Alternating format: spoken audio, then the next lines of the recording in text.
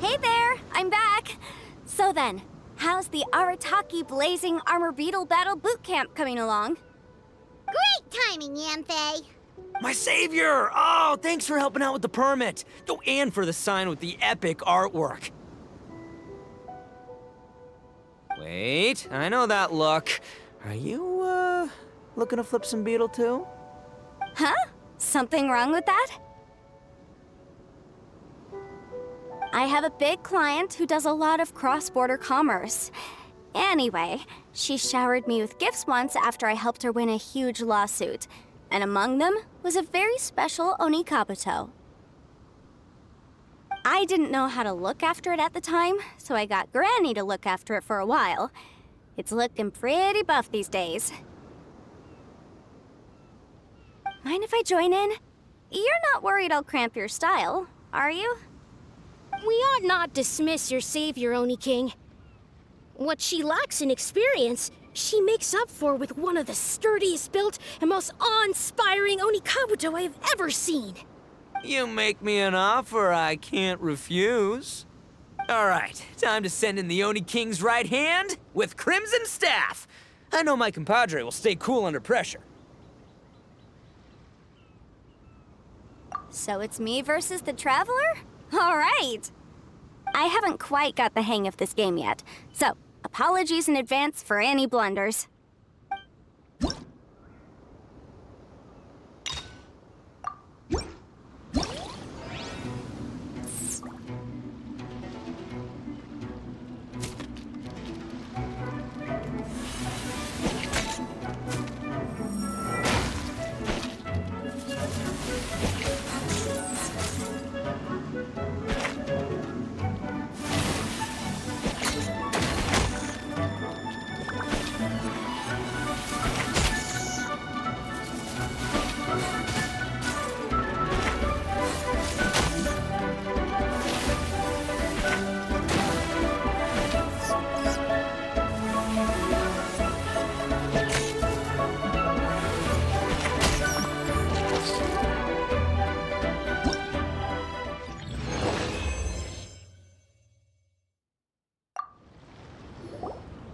Yanfei's Oni Kabuto is so strong!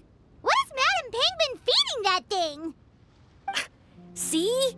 Your savior's Oni Kabuto is a force to be reckoned with. But just like last time, when my generals threw you a few curveballs, the mightiest blade cannot slay its foe except in the hands of a skilled swordmaster.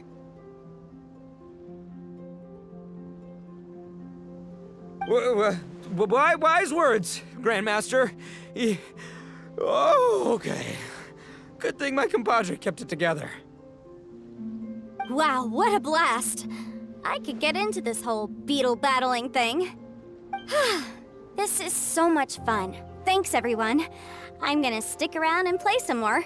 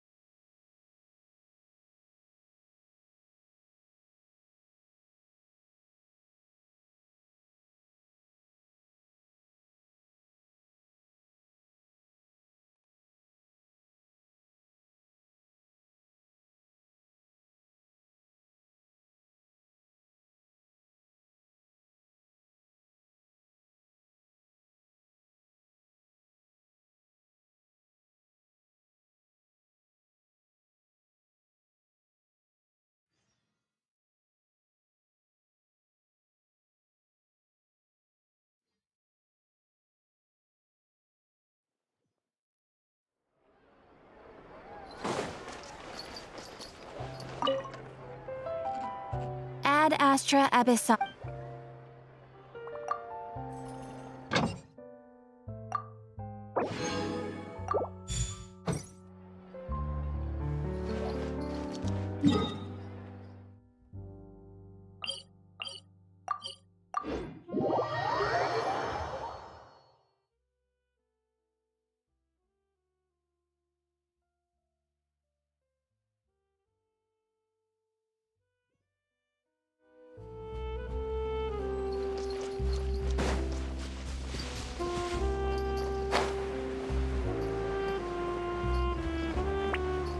Hey, isn't that Charlotte?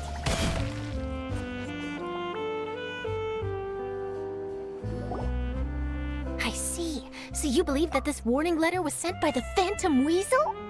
Absolutely. I've said it before and I'll say it again. The Phantom Weasel never acts as you expect. He must have faked his own death 10 years ago using a body double.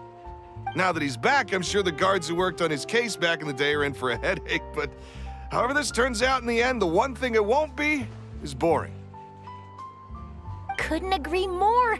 As a journalist, I'm gonna get a lot of mileage out of this one. Thank you, sir, for your time.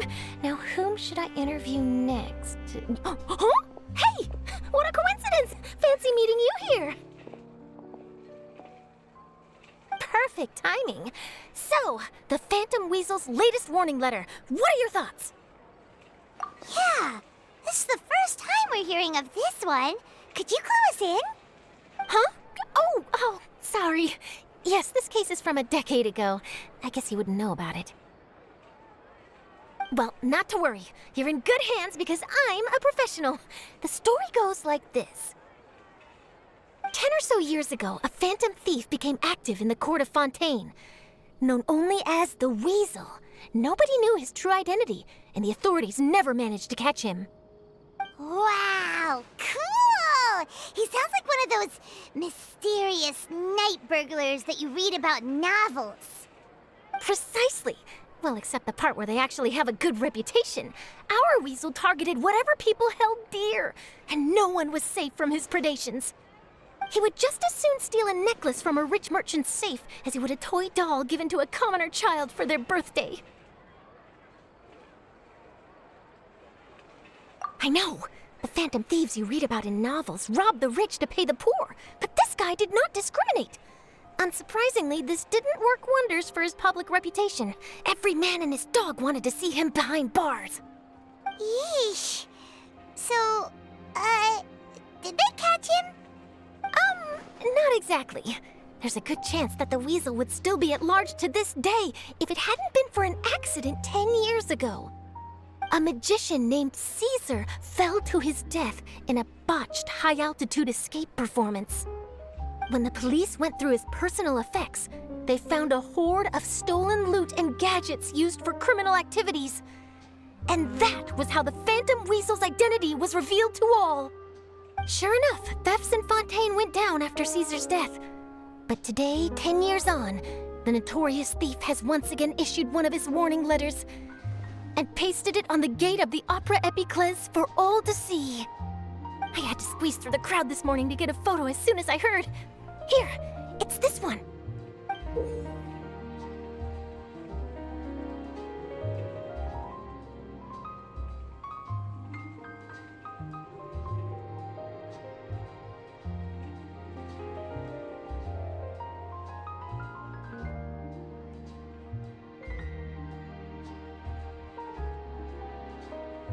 So, this is the warning letter, huh? Let's see what he wrote. 3 days from now, when evening falls, I shall take from you that which you hold most dear at the Opera House, just as you did to me 10 years ago. This is, without a doubt, a clear declaration of criminal intent. After years of laying low, the Phantom Weasel is back with a vengeance. What once seemed like an open and shut case has been blown wide open again. But why has he reemerged now? And what does he want? I sense an epic scoop, and I'm going for it. Uh-oh. If this thief will steal anything that other people value, does that mean even we might be targeted?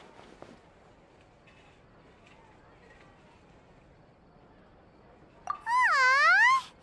But Paimon doesn't want to get kidnapped. Well, he'd have to go through you first. You would stop him, right?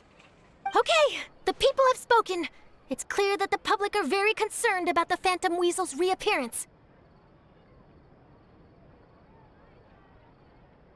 Let's see, I've got a photo of the letter, my interview notes.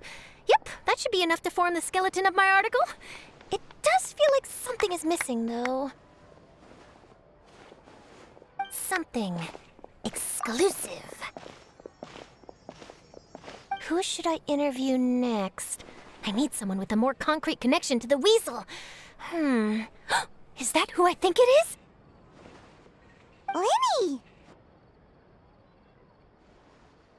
Magic, magician, Caesar! The Phantom Weasel! That's it! Let's go interview Lyney! You see, the original Phantom Thief Caesar was a magician too! And what do Phantom Thieves and magicians have in common? They both have an air of mystery about them. Perhaps there's a connection there. Are you serious? What sort of a deduction is that?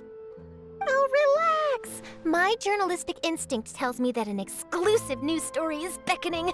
Let's go. No time for delay.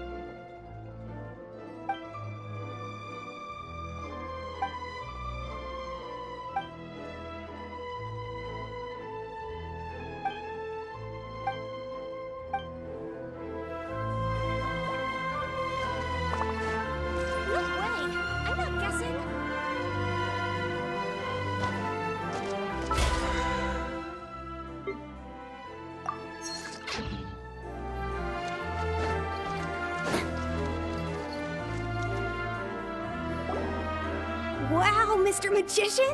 How did you know which card I picked? Oh, it's simple. Come closer and I'll let you in on my secret. Magicians have a special skill called telepathy, which means we can read other people's minds. Really? Then, what am I thinking now? Well, first you need to relax, because I can see that you're clenching your fist in your mind, as if to say, no, I mustn't let him guess it. Aww. And now you're getting a little flustered. You're trying to find a way to empty your mind, to think of nothing at all. But the more you try to hide a secret, the easier it'll come out. You snuck out from home today, didn't you? You told your family a little lie so you could come out and play. Now, that's not a good habit. You can tell? Oh boy, you really can read my mind. Of course. Oh, and that's the end of my performance. You should really be heading home. Remember to apologize to your family, all right? They must be worried about you. All right, got it. Bye, Mr. Magician.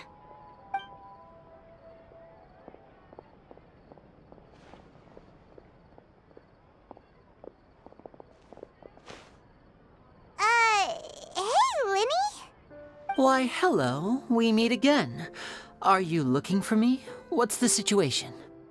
Well, why don't you guess, Mr. Telepathic? Oh, please. You didn't believe that spiel, did you? The power of telepathy is quite beyond me. I'm sure that child would beg to differ.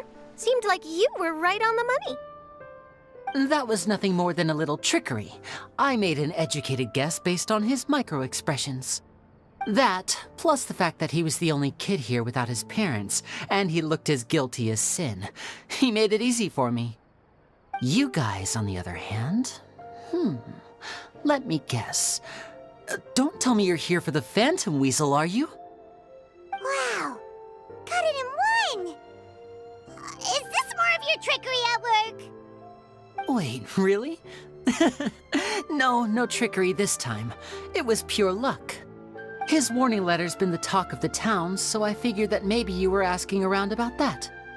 Bingo! I plan on writing a column reporting on the latest news about the Phantom Weasel. So, Lyney, what are your thoughts on this infamous thief's reappearance? To be honest, it makes me angry. Angry? Why? You read his letter, right? The Phantom Weasel claims he's planning something in 3 nights' time at the Opera House. That's the night I'll be performing there. Huh. What are the chances? Wait a minute, you don't think he's after you, do you? Well, if he is, then his warning is clearly a direct challenge to me personally. And if he's not, then it's still going to be a huge headache for me. The mere mention of the Weasel's name is enough to scare people off. So once the contents of that letter get out, barely anyone will be showing up to watch my show. But I've been preparing for this for a long time. I'm not about to let him ruin my big day. This leaves me with only one choice. I have to expose the Phantom Weasel's identity before the show begins. Really?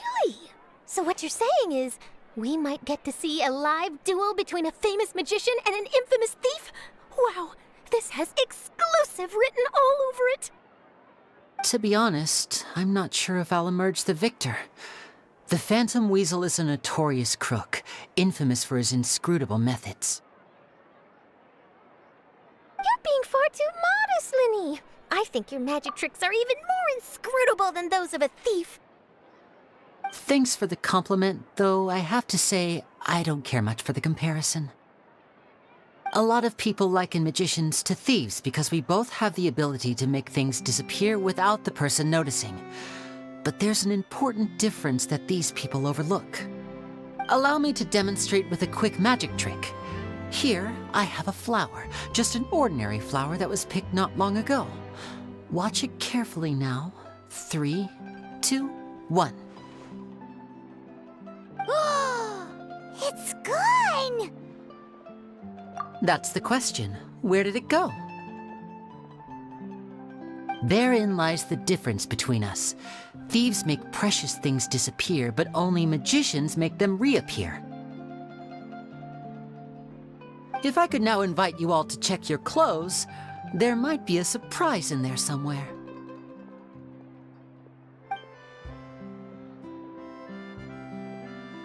A surprise? Let me see!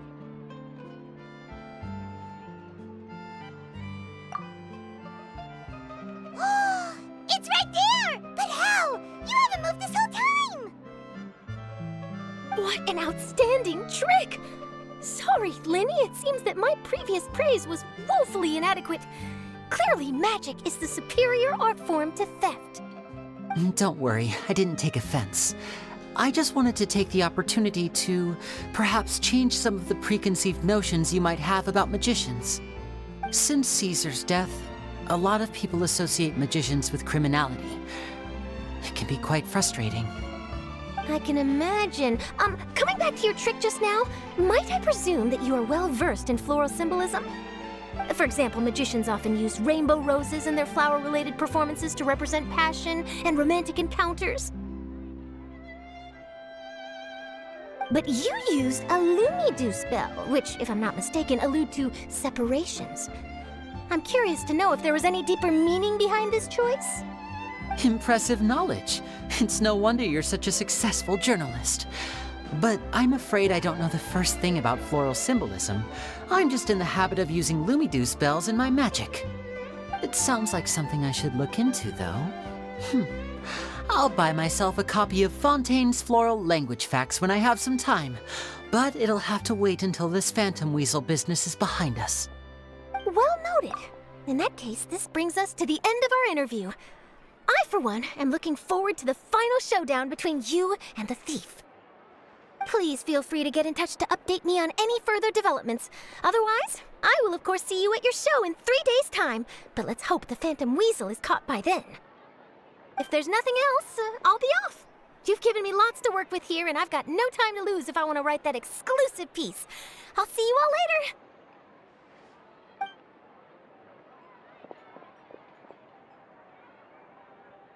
So, Lyney, are you gonna tell us how you did that flower trick now? I'm afraid that's my little secret. Aww. Well, magicians are entitled to their secrets. But Paimon's really itching to know how it's done.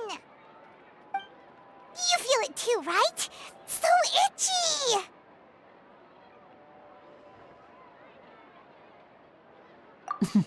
Not so itchy then, huh?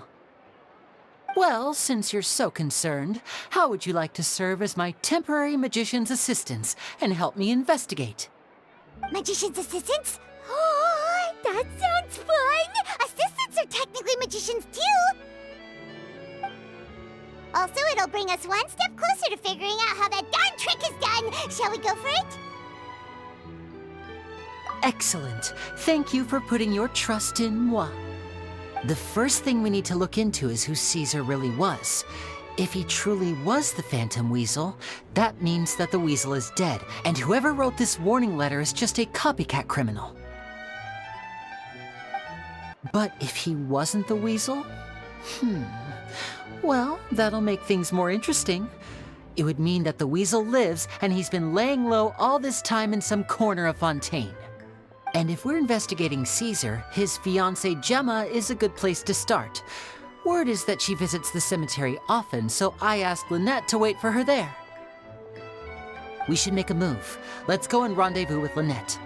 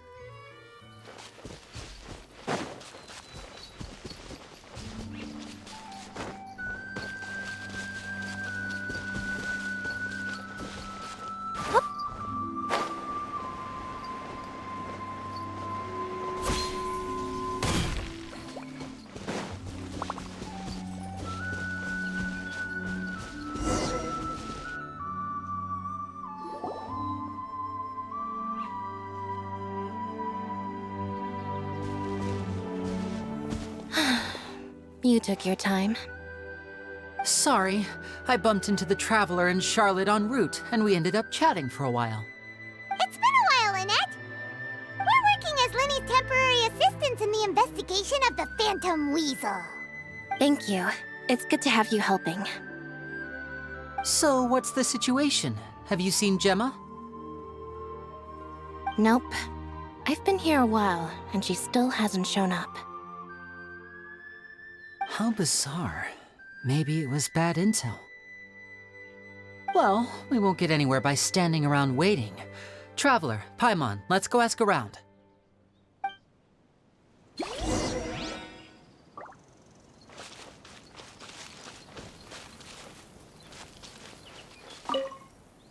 I'll wait for you here and see if Gemma shows up.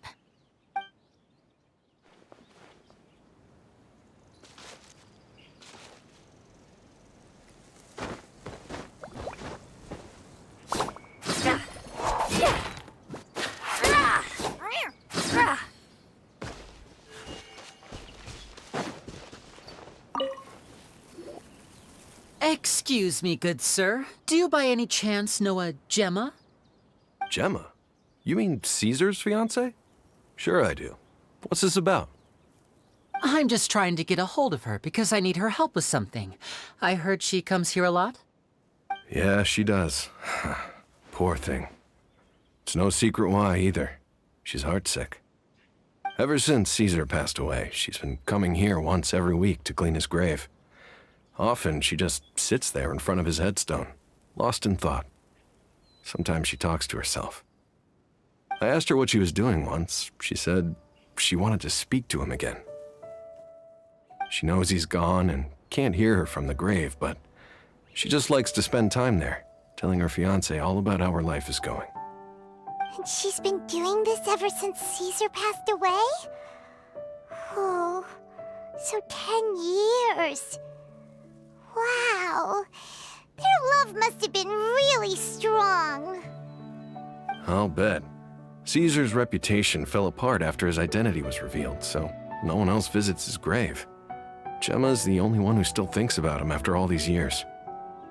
I don't know if the mind lives on in the waters after death, but if it does, I'm sure Caesar must be grateful to have someone who remembers him fondly. If I'm honest, I think this is all so unfair to poor Gemma. Her fiancé was a low-life crook. He doesn't deserve someone like her. Anyway, all of that said, she's running later than usual today. Normally, she'd be sitting in front of his grave by now. I wonder if she's okay. Well, that's everything I know, I'm afraid. You might have more luck asking some other people. All right, well, thanks for sharing all of this with us. We'll keep asking around. You're welcome. I just hope she'll be able to move on one day.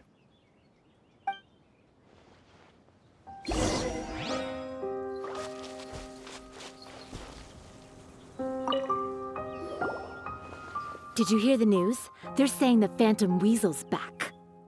You're kidding. Wait, isn't he dead? I don't know anymore. All sorts of news flying around nowadays. I can never tell what's true and what isn't. But what if, just hypothetically, I mean, what if this weasel's the real deal and Caesar was framed? Called it. Seriously, 10 years ago, on the day it all went down, I said to myself, you know what? This guy's been set up. The Caesar I knew was a good guy. He gave balloons to children on the street, for Pete's sake. What, are we supposed to believe that he was a balloon thief or something? Give me a break. Oh, please. Weren't you the one cursing his name to high heaven when the police announced the news? You were all, that gosh darn lousy son of a, you think you know a guy, or words to that effect. Wait, did I say that? I don't seem to recall. Hello there. Sorry for disturbing you, but I couldn't help but notice you were discussing the Phantom Weasel. We're actually quite interested in this topic as well, but we're struggling to get to the bottom of it. Do you think you could spare a moment to tell us a little bit about Caesar? You've come to the right people. Yep, I was there. Back when Caesar used to perform magic tricks on the street. He was a great magician, The best trick I ever saw him do was pop a transparent balloon, only for a whole bunch of doves to fly out from the inside. I was right up close and didn't blink or look away once, but for the life of me, I still don't have the faintest clue how he pulled it off. Really incredible stuff. I saw him perform too. He always used to bring some gifts along for the kids who came to watch his show, and he'd hand them out after he was done. Sometimes he even got the kids to write their wishes down, and then he'd make the items on the wish list appear in his next show. Huh. He doesn't sound like such a bad guy. But after he died, there were also rumors that he used the wish list to find out what was precious to people, with the intent to steal it later. As I'm sure you know, the Phantom Weasel would steal just about anything from anyone. Whatever the case, now that the weasel is back, Caesar's become a hot topic once more. I bet Gemma must be pleased. If Caesar's name gets cleared, maybe it'll finally give her some solace after all this time. No, speak of the devil. That's her over there. If you've got any more questions about Caesar, she's definitely the one to ask. So that's Gemma. Is it just Paimon, or does it look like something's wrong? Wait, it looks like she's injured. Come on, let's see if she's okay.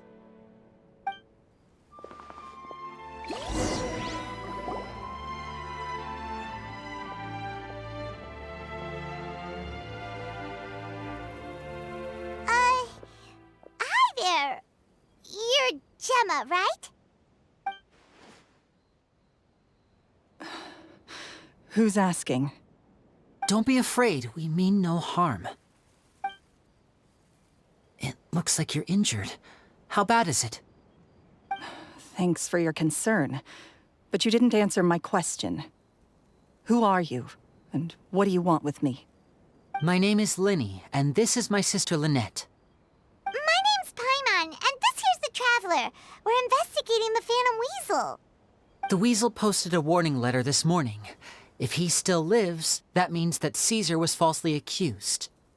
You knew Caesar better than anyone else. So if you're willing, we'd love to hear what you think about all this. I promise you can trust us. We won't hurt you. In fact, we'll do all we can to keep you safe. I never believed that he was the Weasel. Huh. I suspected as much. Okay, so going back 10 years, do you remember anything strange in the weeks leading up to the accident?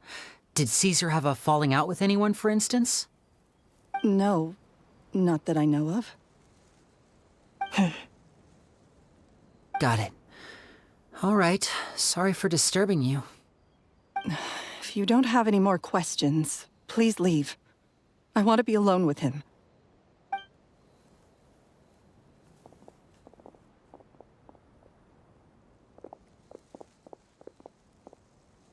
Judging by the look on her face, there's definitely something fishy about her. She's lying. She definitely knows something. That's fair. We're just a bunch of strangers who showed up and started questioning her about things that happened a whole decade ago. It makes sense that she'd be wary around us. In any case, I doubt we'll get any further here, so let's call it a day. Meet me outside Hotel de Boer tomorrow, and then we'll start the next step of our plan.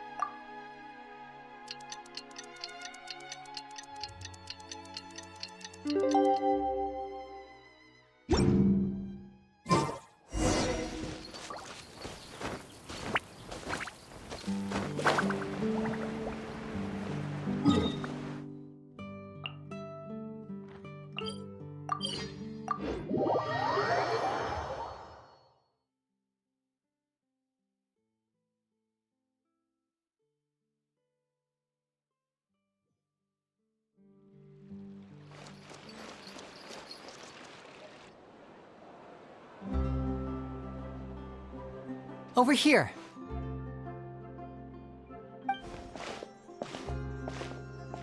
Lynette's not joining us today? I've had her follow Gemma and see if we can make any inroads with her. They should be at a cafe right now. Still, I don't think that Gemma's likely to open up to us. So, we need a contingency plan. Today, we'll be looking into a guy named Lorenzo, Caesar's former pupil and assistant. When Caesar passed away, all the stolen goods discovered in his home were confiscated and returned to their rightful owners. But Lorenzo was the only one privy to all his magic secrets, and he inherited his craft. Before long, Lorenzo was the next big magician in town, his fame surpassing even that of his master, and it made him very wealthy. He's since left the magic scene though, and these days, he's a wealthy businessman with his fingers in a lot of different pies.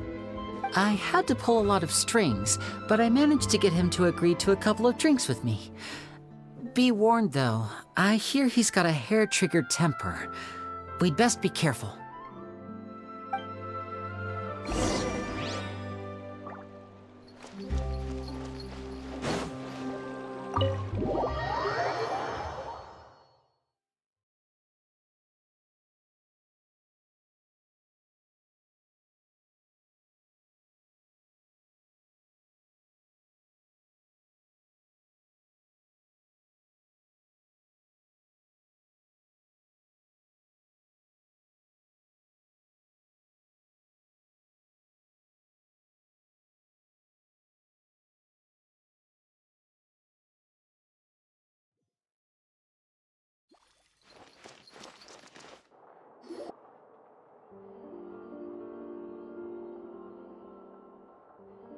You neglected to mention that you were bringing 2 other people with you. My apologies. These 2 are my assistants. When they heard that I was meeting with the former magic maestro himself, they begged and pleaded with me to bring them along. And if it's no trouble, a couple of autographs would really make their day. Oh, forget the pleasantries, just sit.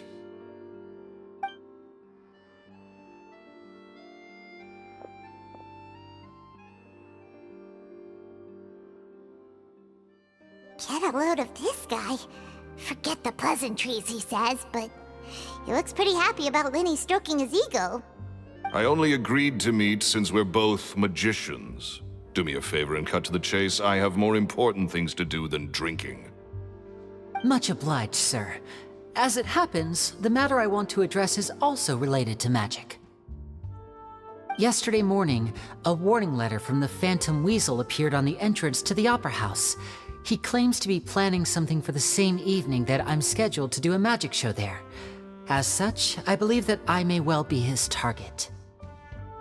I have to get to the bottom of this to ensure that my show can go ahead as planned. Naturally, any investigation into the Weasel starts with a few questions about Caesar, who... What is there to investigate? Caesar was the Weasel and he's been dead for 10 years. So what if some sick creep thought it'd be funny to write a warning letter? It changes nothing. Are you trying to tell me you actually bought it? Please, sir, no need to get so worked up. I do concede that a copycat is but one possibility. Possibility? It's a fact, Lyney. Look, my patience is limited, so listen carefully while I'm still willing to put up with you. The Weasel is dead. Period.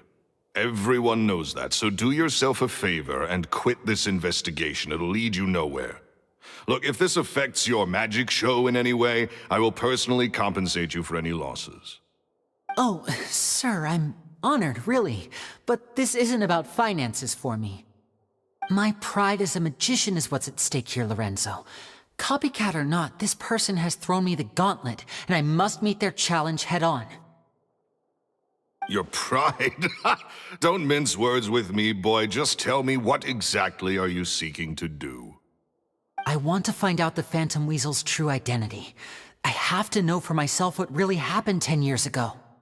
What would that accomplish? And what do the events of 10 years ago have to do with you, anyway? Look, you of all people should know that a magician never reveals their secrets. And in any case, dead men don't talk. So if you really care about your magician's pride, then you'll forget about Caesar and move on. Uh-oh. This is getting awkward. Renzo? Is that? Oh, it is you! I know that big, booming voice anywhere. What's up, my man? Want to grab a drink with me? Another day, I'm busy. Oh, come on! You can't be all business all the time. You know what they say? Live fast, die young. You gotta learn how to kick back and relax once in a while. If I wanted your life advice, I'd ask for it. Now get out of my face and go be drunk somewhere else.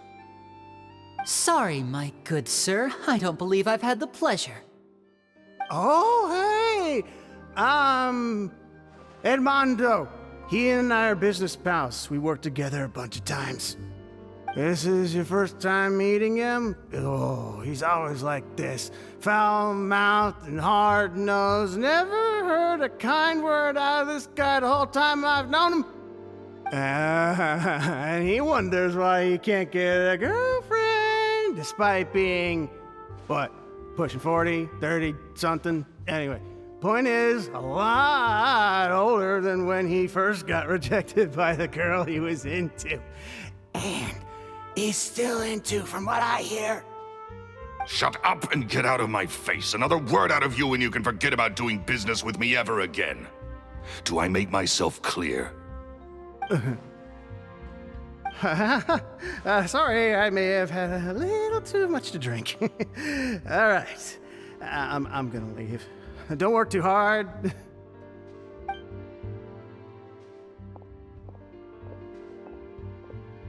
I think it's high time I made a move as well. If you really want to investigate this, Lyney, be my guest. But if nothing good comes of it, don't say I didn't warn you.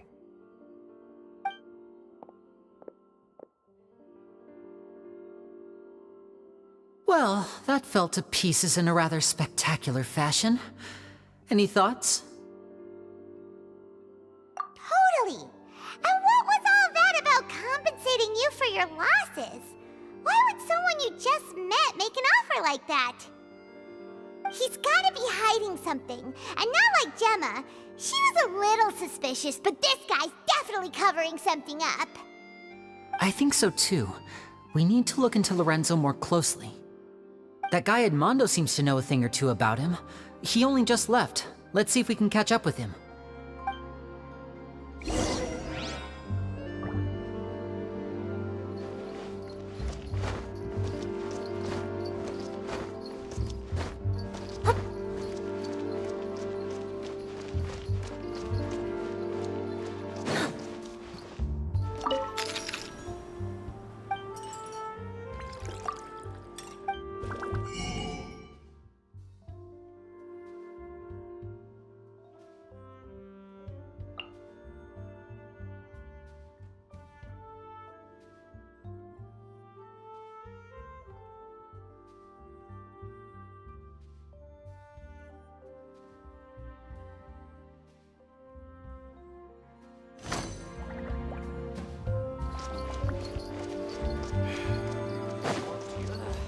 Art is the key ingredient.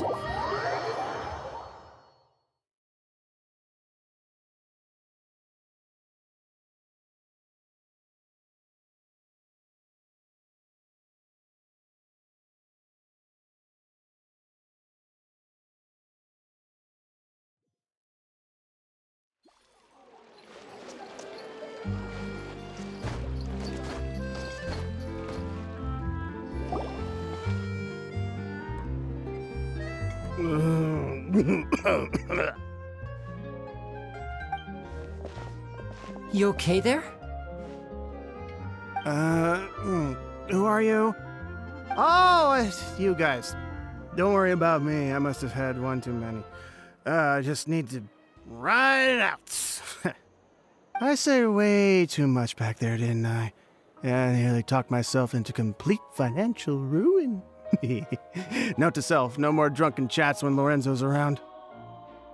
So, he was serious about threatening to cut you off? Ugh, Paimon knew he was a bad egg! Hey! Keep your voice down. Don't go prying into Lorenzo's personal affairs. Bad things happen to people who ask too many questions, or make an enemy out of him. What kind of bad things? Don't even ask. I'm sorry, I'm gonna have to cut this conversation short. I'm not crossing that line again. And take it from me, trouble with Lorenzo is one thing you don't need in your life. There's some flare-up back there. I don't know what you said to him, but clearly it touched a nerve.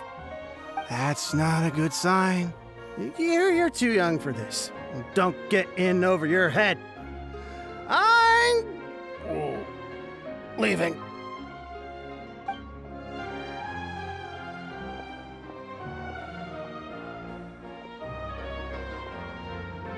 And there he goes.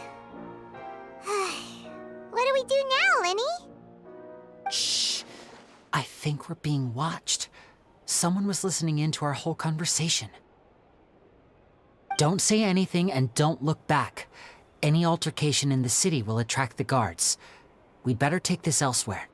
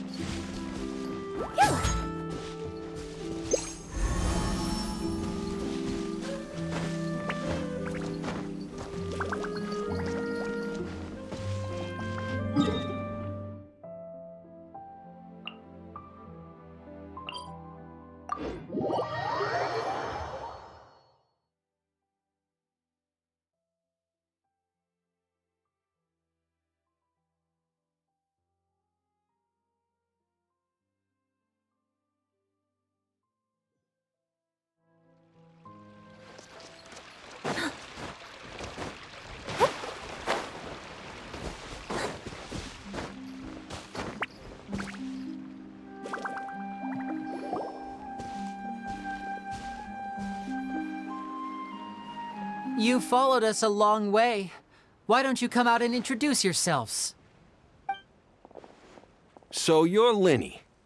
And where's your sister? Ain't she with you today? Save us the trouble and go fetch her for us. Let's not drag this out. Paimon doesn't like the tone of your voice, mister! Who sent you, huh? Save your questions, missy. You ain't gonna need answers where you're going. Capiche? Looks like we can't avoid this fight. Now, I'm not the strongest fighter, so I hope you're ready to back me up. Don't worry, we got this!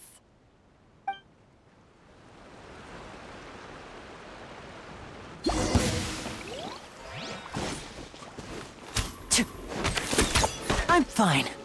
Now disappear!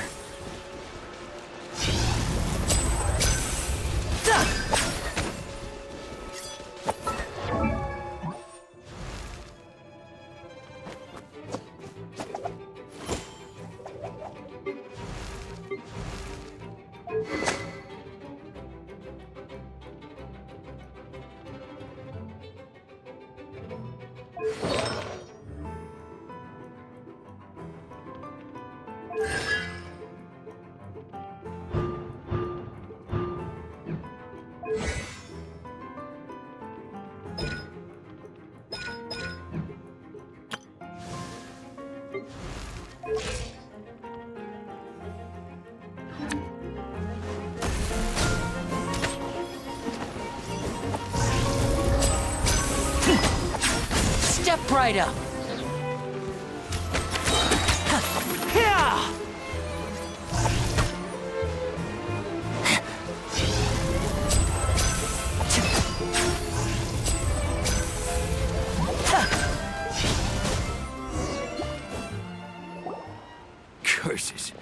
Tougher than we thought. Vision wielders are always trouble. Intimidation ain't gonna work like it did on the lady. Come on, let's scram! Hey, wise guys! We ain't through with you yet! Oh, they got away! Did you catch what they said just before they left? Something about intimidating someone else. Sounds like they just wanted to rough us up as a scare tactic, and they've already done it to someone else, but who? You're right. She was injured when we saw her yesterday, and she acted like she had something to hide. Maybe she was too scared to tell us the truth because those guys had threatened her.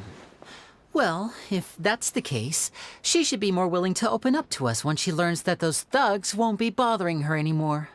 Let's head back to the cafe and see if we can get any information from her.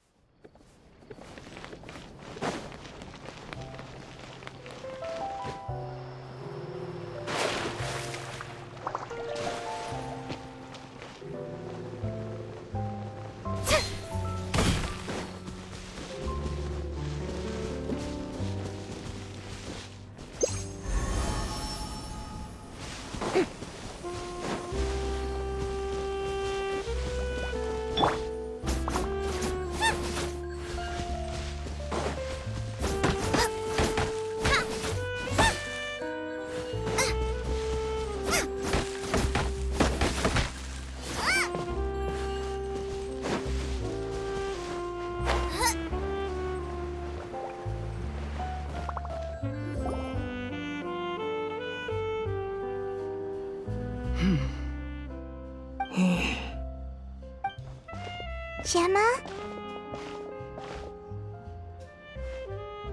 You again. What is it this time? We just ran into the men who've been threatening you, and we gave them a taste of their own medicine. So, you can relax now. We're here to protect you. What? Why? I didn't tell you anything. Why would they come after you? Sounds like they're no strangers to you. That's putting it mildly. I know them all too well, and I hate them with every fiber of my being. It's been 10 long years, and still every time I try to look into Caesar's death, they show up and warn me not to do anything stupid. How do I know I can trust you? Do you really think you can get to the bottom of it all? And why are you doing this? I'm afraid I can't reveal all the details just yet, but I can promise you this. I will expose the Phantom Weasel's true identity. Because you see, this is a personal matter of the utmost importance. I give you my word. Trust me. Okay. How can I help you? I've heard that Caesar used to have a magic workshop where he kept a lot of his personal effects. If possible, I'd like to take a look at them. Do you know where it is? The Fleuve Sonde. But the place was sealed up by the police after his death, and no one's been there since. I also know that the Fleuve Sonde is dangerous territory. Lots of hostile groups lurking around. If you're serious about going there, please be careful. Understood. Lynette, you stay here and take care of Gemma. Don't let her come to harm. Got it. But if I'm staying here, I'm ordering dessert. I mean, bon appetit, but stay sharp too. They're likely to come for you while I'm away. Okay. All right. Power saving mode off. I'll start taking this more seriously now.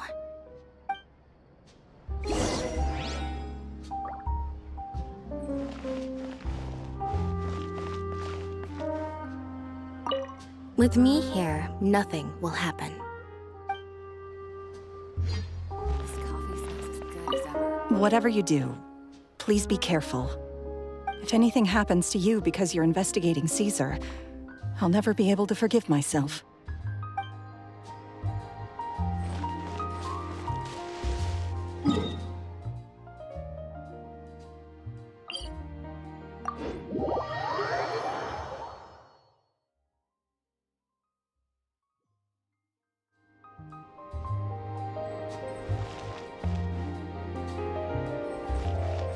Race you!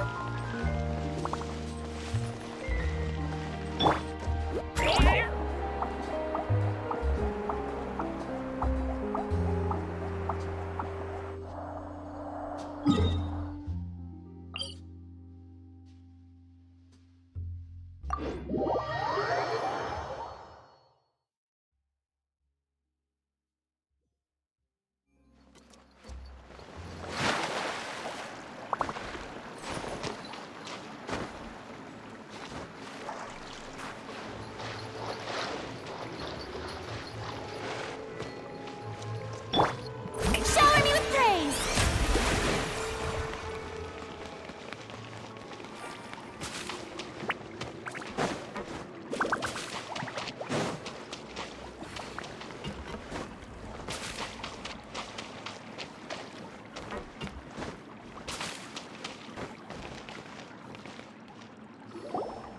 If Gemma gave us the right location, then the workshop should be right nearby.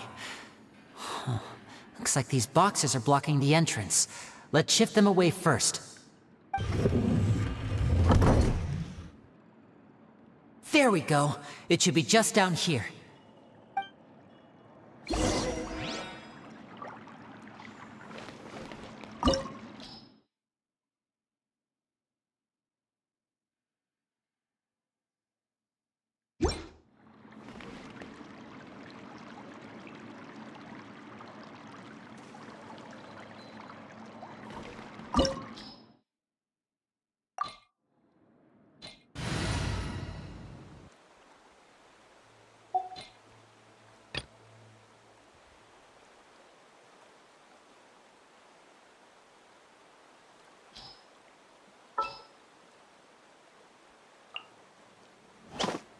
Gonna be epic!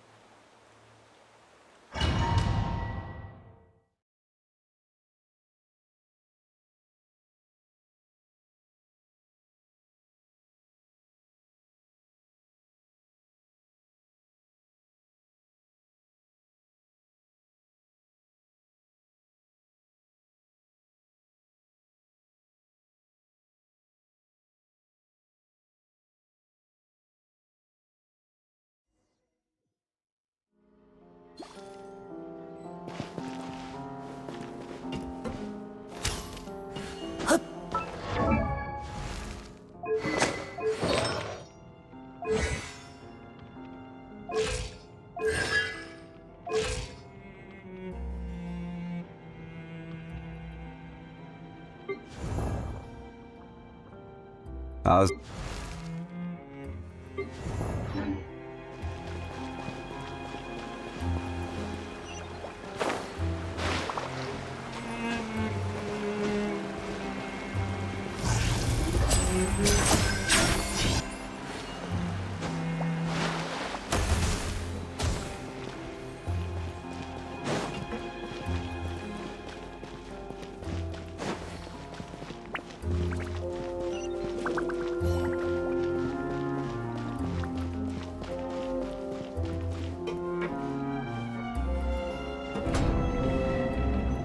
So this was Caesar's workshop.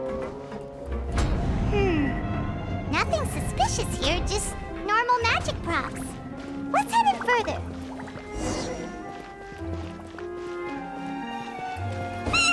What was that? Oh, is this one of Caesar's gadgets?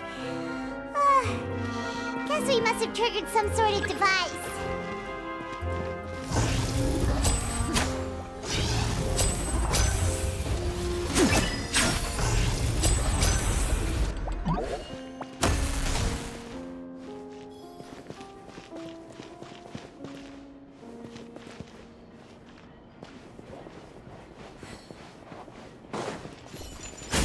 Voila! Solidify! This is order.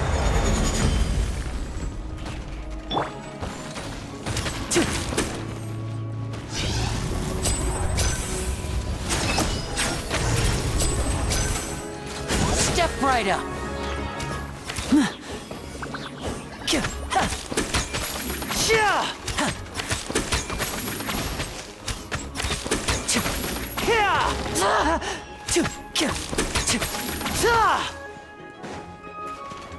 Now disappear!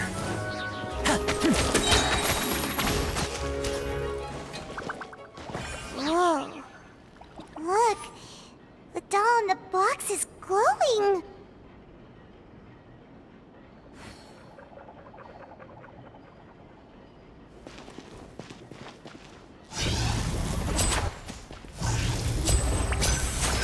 There's something written on the card on this doll.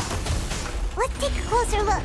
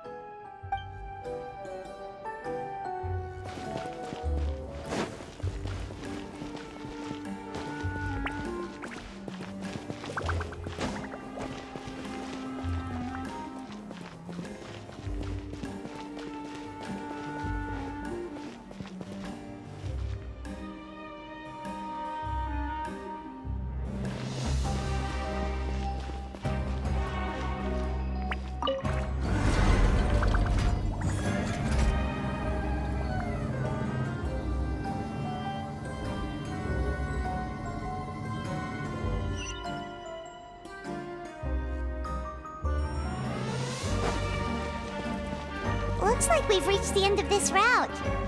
Shall we try a different one?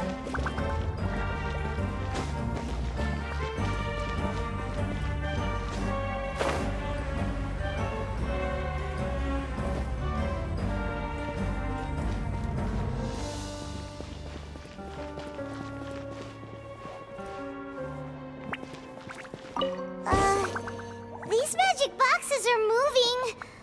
What do we do? One of them looks different from the rest. Let's investigate.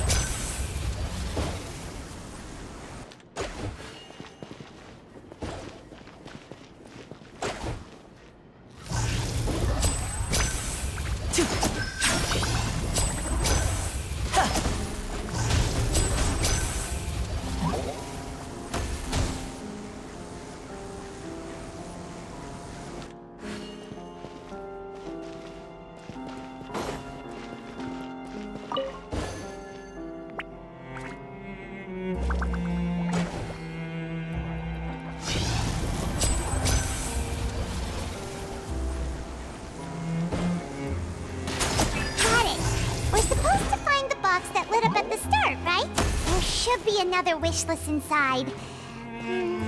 Let's keep trying.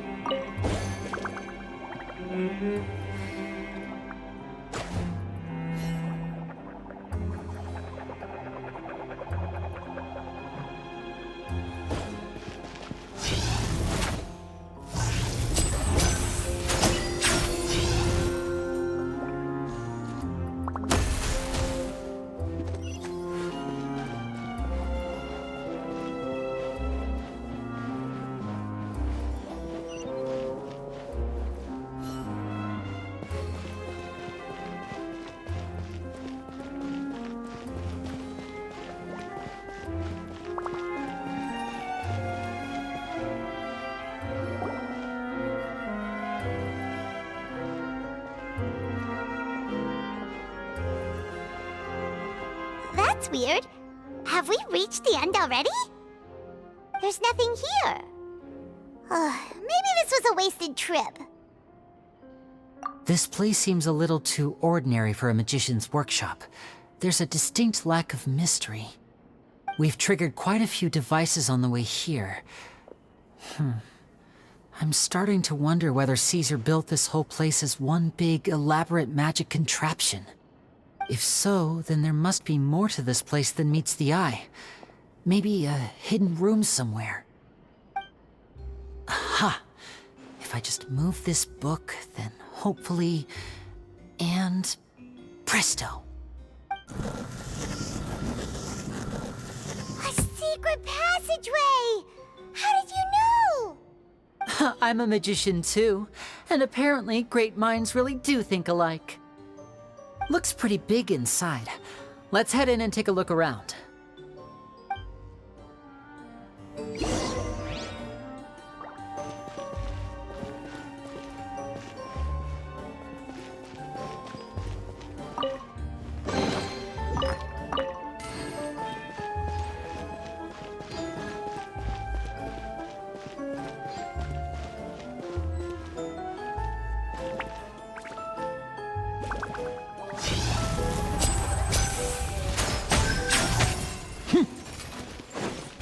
And voila!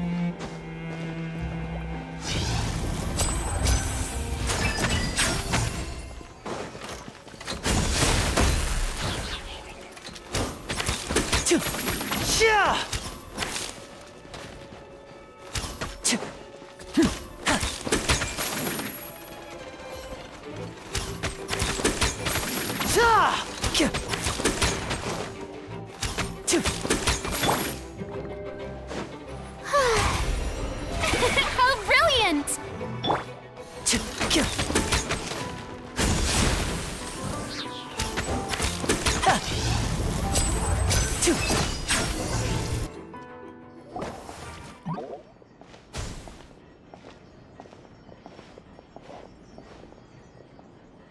Why have you stopped, Lyney? Is there some device in that box? It just looks familiar somehow. Let me check this out for a second while you guys go on ahead. If anyone makes a major discovery, let's rendezvous here. All right, see you in a bit.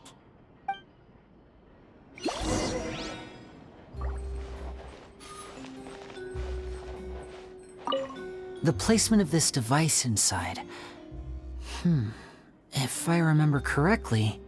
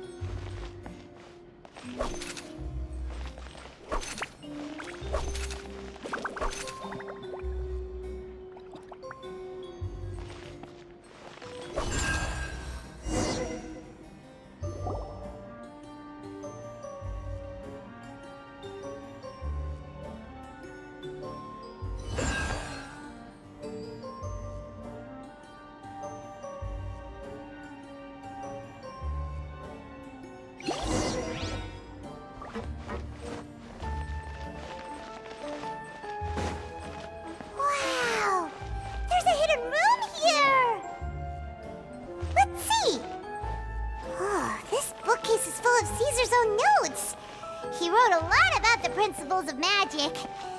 Whew. Much too advanced for Paimon. Hey, look! Is that Caesar's diary on the table?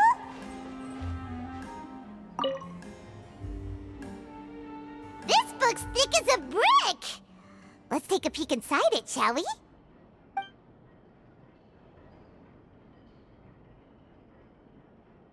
At one of my shows a few days ago, a child asked me how I pulled candy out of my hat. As a joke, I told the kid that the hat has a built-in wish-granting machine. Next thing I know, today a whole bunch of kids were pestering me to pull all sorts of things out of the hat. So I told them another white lie. The machine needs time to power up, but in the meantime, you can write your wishes down. Well, they took me up on that offer, enthusiastically. As I write this, I've only just got back from running around all over town, buying the things they wanted. Boy, are my legs sore. I wound up saving very little this month, but that's not a major issue. I now have a bigger problem. How am I going to hide all these things inside my hat?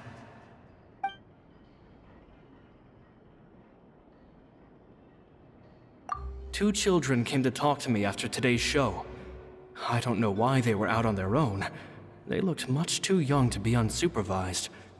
I do hope they got home safely. Anyway, they said that they wanted me to teach them how to do magic.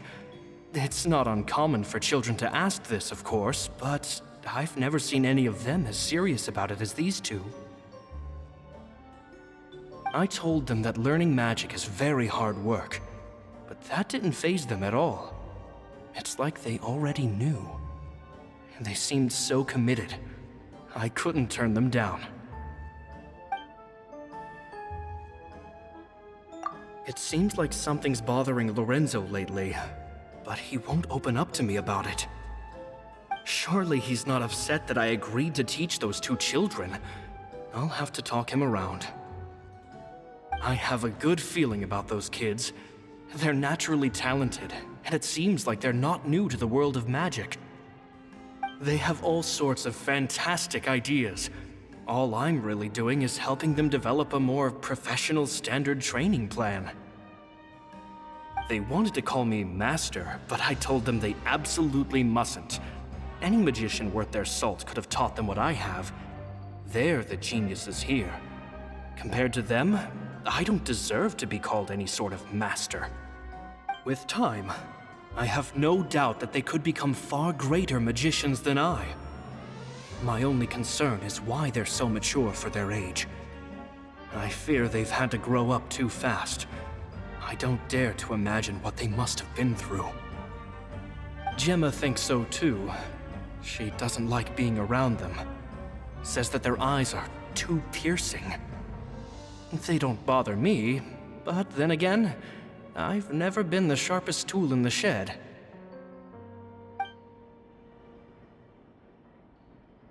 It's nearly time for me to go on tour. I asked the two kids if they'd like to come with me, but they shook their heads. I once overheard them talking about their father and their mission. Sounds like their parents have other plans for them. I guess we'll be parting ways soon. It's only been 10 days since I first met them, but I think that I've gotten a feel for their personalities now. They're very tough, but also very cautious, and they trust no one but each other.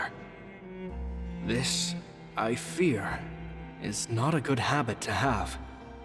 They hide things from me too. For example, when I asked them where they live and why they wanted to learn magic, they lied. That's the thing about children. Whenever they're trying to cover something up, it always shows somehow. I can sense that their lives have been hard, possibly even dangerous too. They're not like other children. It's a shame that I can't do more to help them. After thinking things over, I decided to tell them a bit about how I see the world.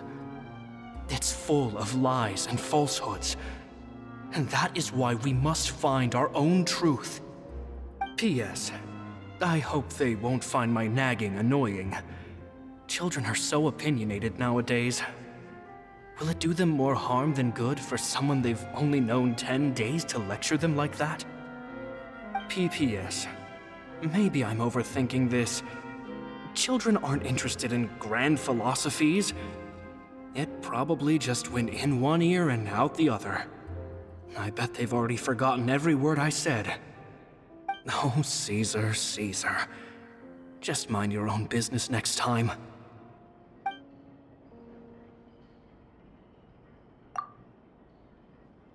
Two magic geniuses with a father and a mission, huh? Sounds a lot like he was writing about Lyney and Lynette, don't you think? So did they meet Caesar when they were kids? Let's go ask Lyney!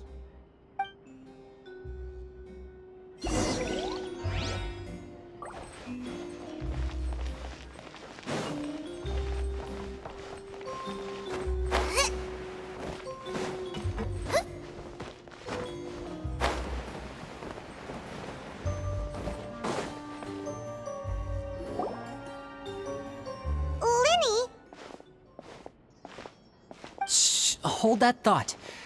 As I expected, there's a lot of fishy things going on in this place. Fishy? Uh-oh, what have you found? All in good time. Before we go over our new leads, I want to tell you how a high-altitude escape is performed. First, the magician slots themselves into a magic box in full view of the audience. The box is then suspended high in the air, and a short while later, the base automatically opens.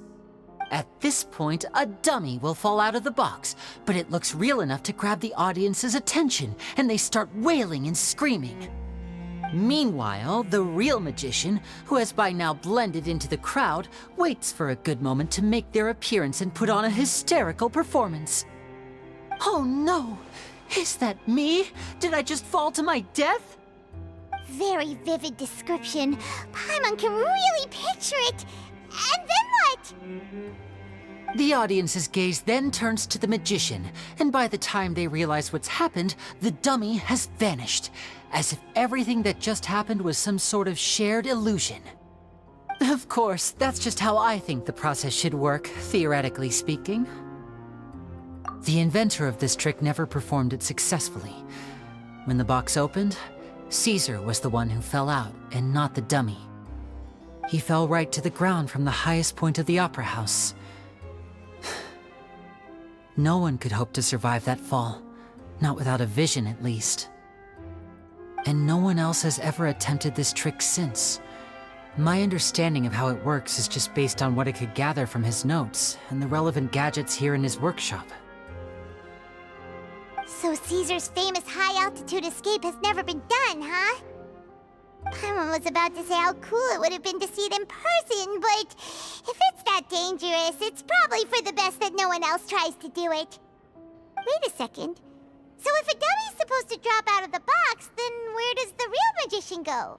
How does he get out? Glad you asked. That brings us to the secret of said box. This box right here is the one that Caesar constructed himself to use in the performance, and it's not as simple as it looks. Inside, there's a device that only the magician himself would know about. Once the magician's inside and the box is lifted up into the air, the audience's view of the box is fixed at a certain angle. From where they're standing, they have a clear view of the front, sides, and bottom, but the back and the top are now no longer visible. At this point, the magician presses a button inside the box, opening a secret door out of view. He then escapes through this trapdoor onto the opera house roof, waits for the dummy to fall and distract the audience, and quietly returns to ground level. That's way simpler than Paimon imagined. Even Paimon could probably do it. Well, there's a little more to it than that, of course. The hardest part of this trick is controlling the audience's mood and reactions. That takes an exceptional degree of showmanship. There's the falling dummy, the miraculous reappearance, the pompous performing. Maybe the magician would even have themselves tied up before it begins to strengthen the impression that there's no escape. Many days and nights of careful research and painstaking practice would have gone into this, all culminating in a performance just a few minutes long, but one that still manages to transform the shock and grief of a tragic accident to the joy and laughter of a mesmerizing magic trick. Caesar was a highly accomplished magician. But unfortunately, even he didn't manage to pull it off. So, how did it go so wrong? You said you found some fishy stuff here. Have you figured out what really happened? I can make a pretty good guess.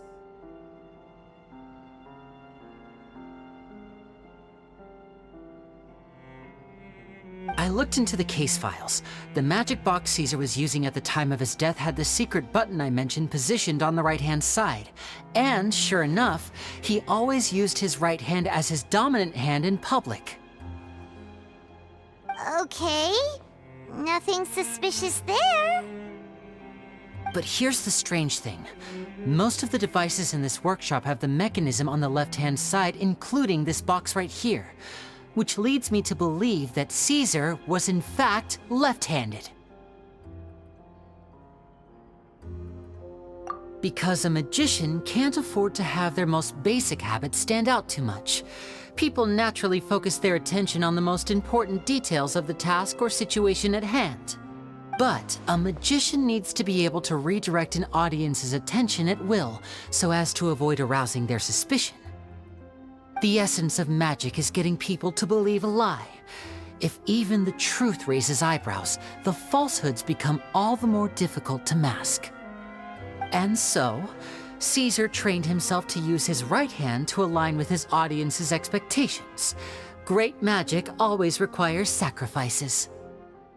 But in his most stressful and nerve-wracking moments, and when no one was watching, reflex would kick in and he'd use his left hand. That's why he set his gadgets with the mechanism on his left. Exactly. I think that's likely what happened. Caesar would have been under a lot of time pressure during the escape. He'd have had mere seconds to open the hidden compartment, retrieve the dummy, then open the secret door and make a swift escape. But I'm sure he was confident. He would have rehearsed countless times to the point where it was second nature. He'd barely need to think about what he was doing because muscle memory would guide him through. So he opened the compartment, took out the dummy, checked everything was in order, and then went to leave. With his left hand, he reached for the button, and suddenly, his heart skipped a beat. It wasn't there. Much like when you reach for your keys but find your pocket empty, his mind needed a moment to process what was going on. Instinctively, his left hand would keep feeling around for the missing button, maybe for another second or two, until the bottom of the box gave way.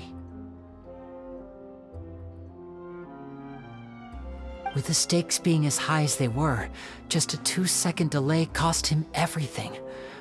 The authorities would find nothing suspicious and conclude that his death was due to his own error.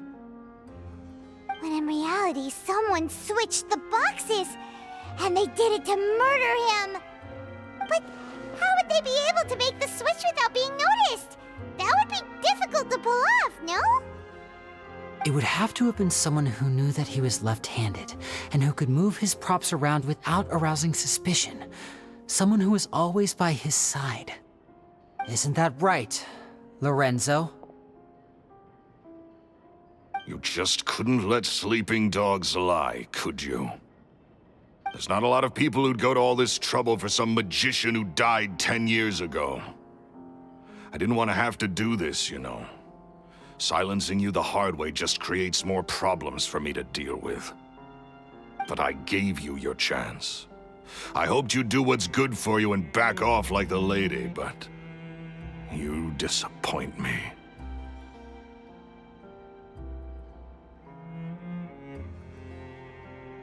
You mean Gemma? So you are the one who's been threatening her! Yes, although however stubborn she might be, she was never much of a liability. But you people, you never even knew him, but for some reason you just wouldn't drop it. Which is why you can't leave this place alive. Take them out. And make it quick. Do your worst!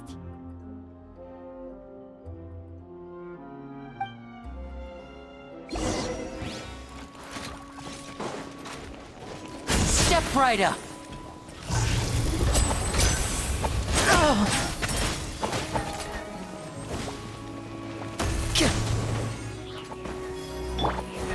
Teamwork is dreamwork! Huh? Nice and spicy. Eat this! The show begins!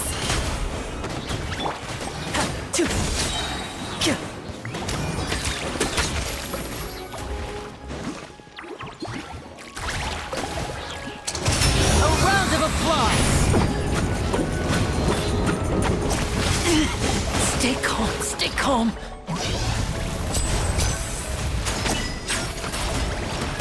Now disappear.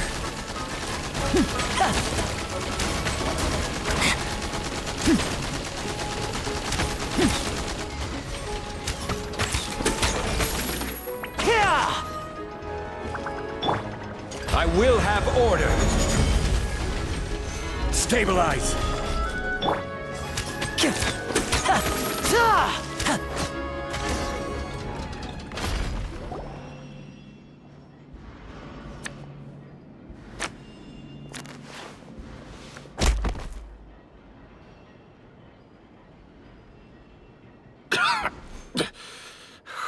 You kids are tougher than you look. Had enough yet, Lorenzo? Your cronies can't help you now. I think it's high time you started talking, and what I'd really like to know is, why did you murder Caesar? If I had a Mora for every time you said that man's name. Of course you idolized Caesar, everyone else did. But I was the real genius magician. Me! He was just an amateur who did cheap tricks for gullible children. I was the one who made magic into the fine art it is today. The aristocrats doffed their hats to me! So it was jealousy. Jealousy. Hatred, more like.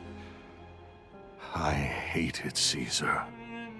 All he cared about was his magic. He lived and breathed it.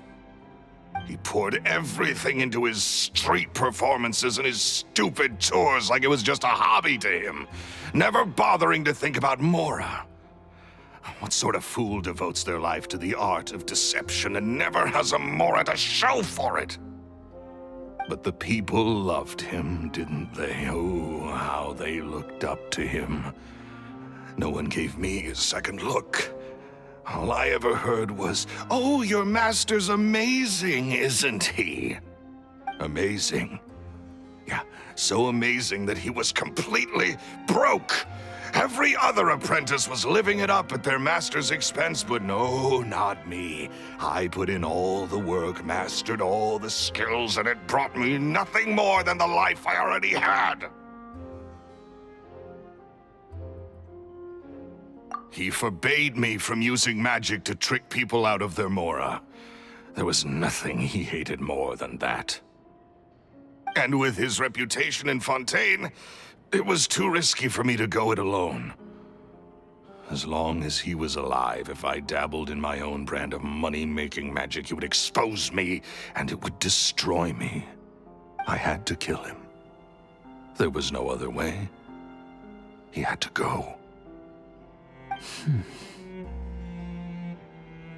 And this was your only motive? It was reason enough. What other motive would I need? Well, I was under the impression that there might have been other factors at play. For instance, maybe you were in love with Gemma, but she was engaged to Caesar. In love with Gemma? Don't be ridiculous. Guess I was wrong about that then. Next question. Are you the Phantom Weasel? I am. Caesar was so strict with me. He insisted that his way was the right way, that the sole purpose of magic was to bring joy to the world. I never bought into any of that. I was more interested in the practical value of magic. Sure enough, it helped me fill my pockets with all kinds of valuable treasures. Oh, yeah! Charlotte told us that the weasel would steal whatever people valued, no matter how much it was worth. That's just how it looked from the outside. What would any thief want with second-rate loot? I've only ever targeted high-value items. I stole cheap things as a way of practicing my craft. It was other people's overactive imaginations that conjured up the preposterous image they then dubbed the Phantom Weasel. So that's the story, huh? Well, I hope you're ready to tell it all over again during your trial. What choice do I have? You're a pack of wolves, and you've got me between your jaws. You've seen what's here, and my last-ditch effort to stop it getting out has failed. What else can I do? So be it. I've enjoyed power and wealth for the last 10 years, the likes of which Caesar could never give me. I wouldn't choose for things to end this way, but I regret nothing.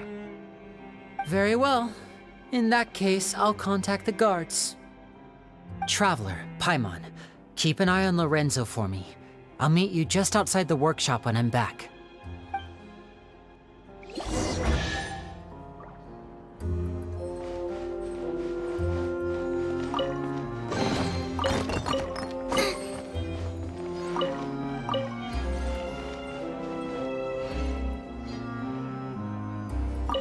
At least I can finally stop looking over my shoulder now.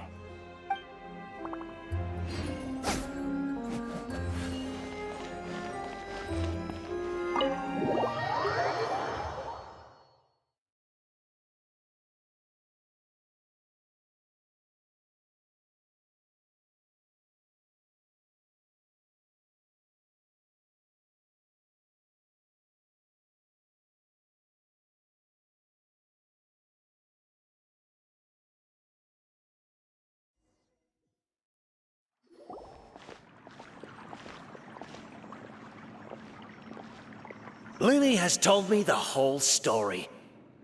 Lorenzo, do you confess to the murder of Caesar and to framing him for the Phantom Weasel's crimes? Look who's finally developed a conscience. What kind of disciple murders their own master? I hope it was worth it, because there'll be hell to pay.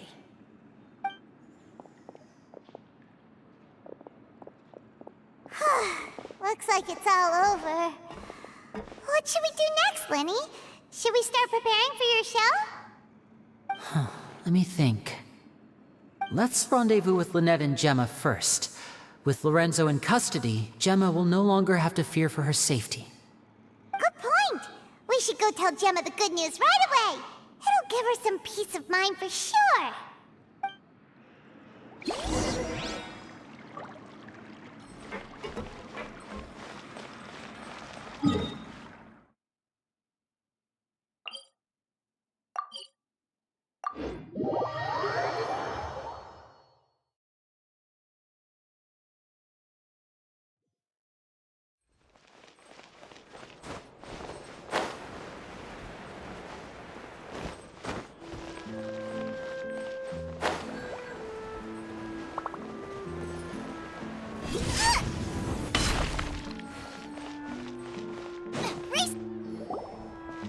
Ah, you're back. You were so quick. I've only just finished my third dessert. Your third? Lynette, come on, we've talked about this. Everything in moderation. You're not gonna have any room left for dinner now. It's fine. I'll shift to exercise mode and jog off the excess sugar. That's besides the point. Well, it's done now, but try to eat a more balanced diet in the future. Point taken. Did everything go okay? Of course! Lorenzo was no match for us. The guards are taking him into custody as we speak. Gosh, that's amazing. I'm sorry, I still didn't know if I could trust you, but now it seems I can. I had my suspicions about Lorenzo, but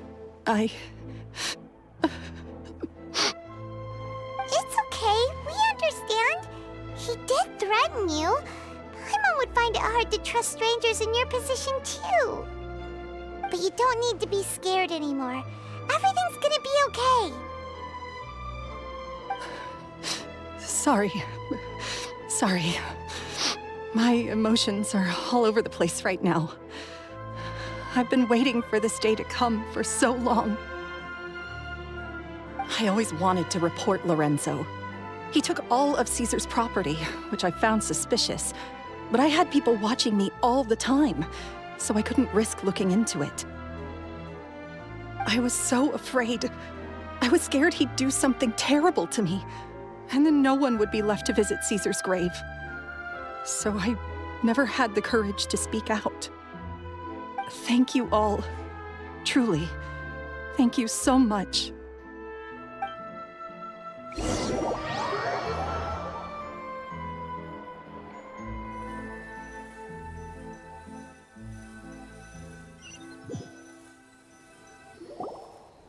Thank you all for clearing Caesar's name. I never would have guessed that Lorenzo was the real Phantom Weasel. He never showed any signs that there were problems between him and Caesar in public. From the outside, it looked like they got along great. And to think that lowlife's been living life to the fullest all this time, while Caesar's name was getting dragged through the mud. It's a travesty. At least his soul can finally rest in peace now, thanks to your efforts.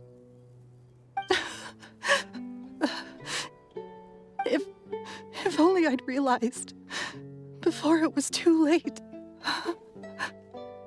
Don't blame yourself, Gemma. This isn't your fault. Yeah, you still have the rest of your life to live. Caesar wouldn't want to see you spending it feeling guilty. Cheer up, Gemma. My brother's doing a magic show at the Opera House tomorrow evening. Would you like to come along? It might raise your spirits. This show will be a special one. We're holding it in Caesar's honor. In Caesar's honor? Really? Thank you. I'll be there.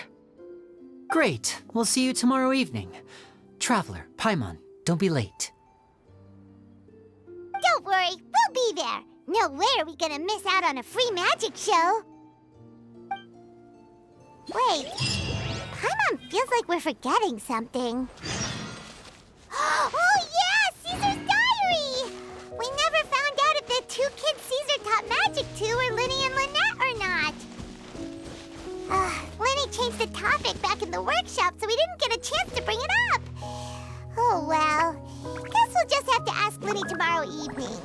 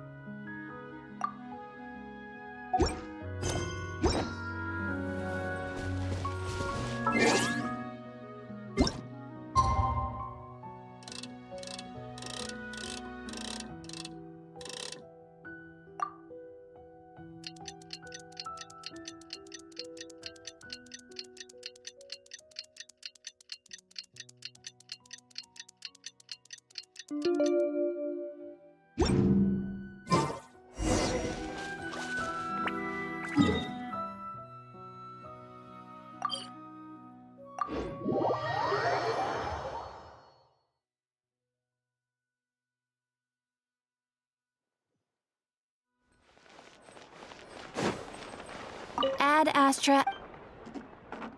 Thank you for complete.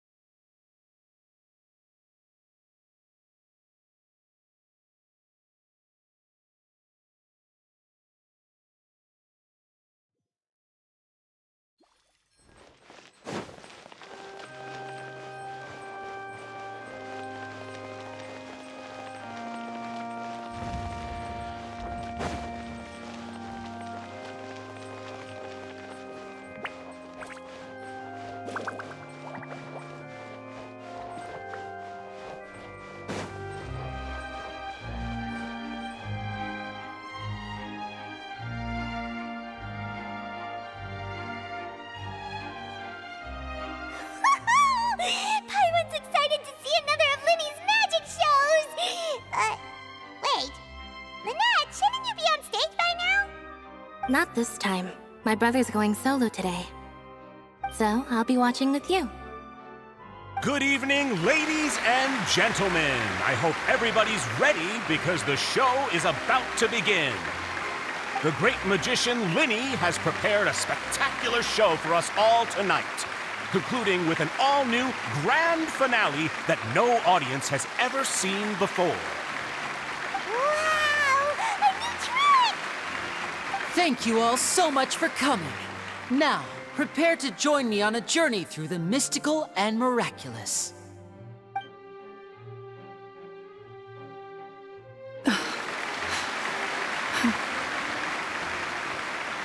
Exciting stuff, isn't it?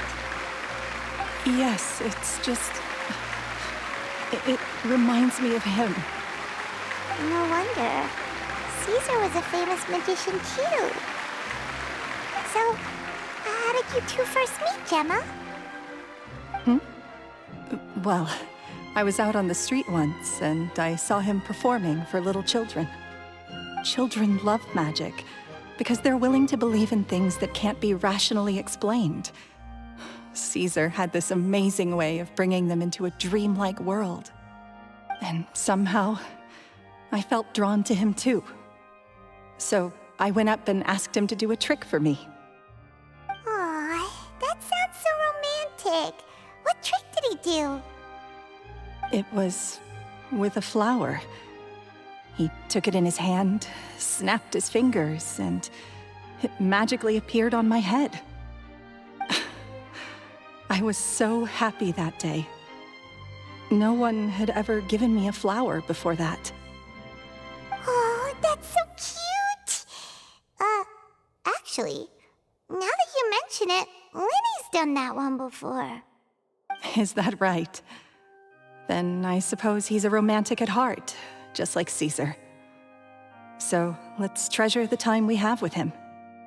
After all, you never know when the people dearest to you might be gone. That's right. It's all over now. Paimon doesn't really know how to comfort you, but at the very least, no one's gonna be intimidating you from now on. You can breathe easy at last, right? Right. Yes, you can breathe easy now, Phantom Weasel. See? Even Lynette says... Wait, what? The Phantom Weasel? Lorenzo escaped? Where is he? What do you mean, Phantom Weasel? As Lyney once said, a performer's job is to commit fully to their role and put on a flawless performance for their audience. But once the bag of tricks is empty and the curtain falls, it's time to end the show. The spotlight is no place for someone with no more cards up their sleeve. It's been 10 years, Gemma. Aren't you tired of the grieving widow act? I think it's time to put an end to it. What are you talking about? Paimon doesn't like this riddle. Traveler, Paimon doesn't like where this is going. Come on, say something! Ladies and gentlemen, I hope you're all enjoying the performance so far. There will now be a brief intermission, after which Lyney will perform the most electrifying act of tonight's show, the one we've all been waiting for. The final performance will take place outside of the Opera House, so please make your way outside in a calm and orderly fashion. The Phantom Weasel never did like public places, did they? Don't worry, this place will be quiet soon. Let's talk somewhere else for now.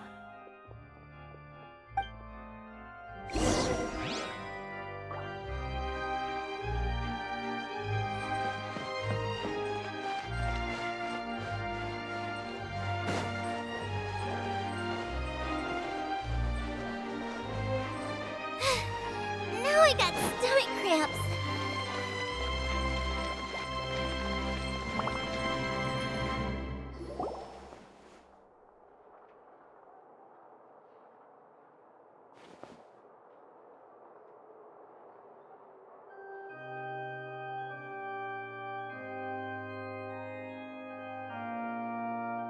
Dear me, this is awkward, isn't it? And unfortunately, I'm all out of gadgets, so I'm afraid I can't do any tricks to liven up the mood. This is a big mistake for a magician to make, but thankfully, I do have a backup plan. Now, who wants to hear a story? Lyney, don't we have more important things to address right now? Lynette accused Gemma of being the real Phantom Weasel a moment ago. Oh, what the heck's going on? All in good time. Magicians are good at guessing what people are thinking. I know the questions you want to ask.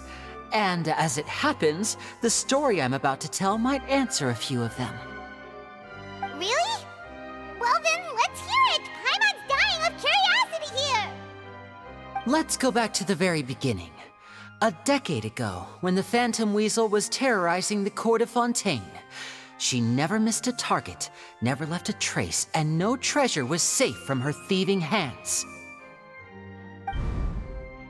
But as her infamy grew, so did the readiness of the police, and her opportunities to act became ever fewer. Every day, she ran the risk of being exposed for who she was. Of course, she could not simply take this lying down, and before long, she found her ticket to freedom. She would create a scapegoat, a false weasel to close the chapter on her behalf. After weighing her options, she set her sights on a renowned magician, Caesar. After all, magic and theft shared enough similarities for people to buy the story when the truth came out.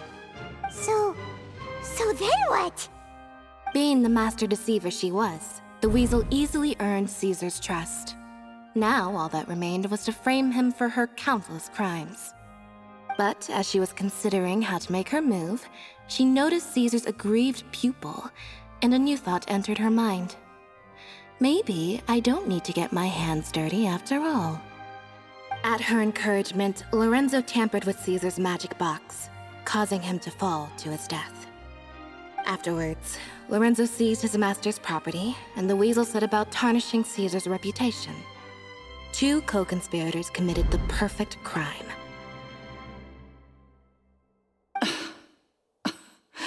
I've got to hand it to you. You're both exceptional storytellers.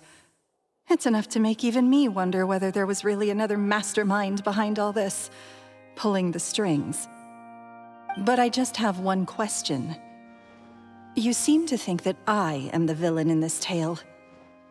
What's brought this on, Lyney? Is it something that Lorenzo said?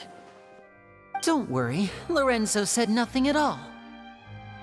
But I never believed that he was the weasel, and in fact, my investigation only made me more certain of that.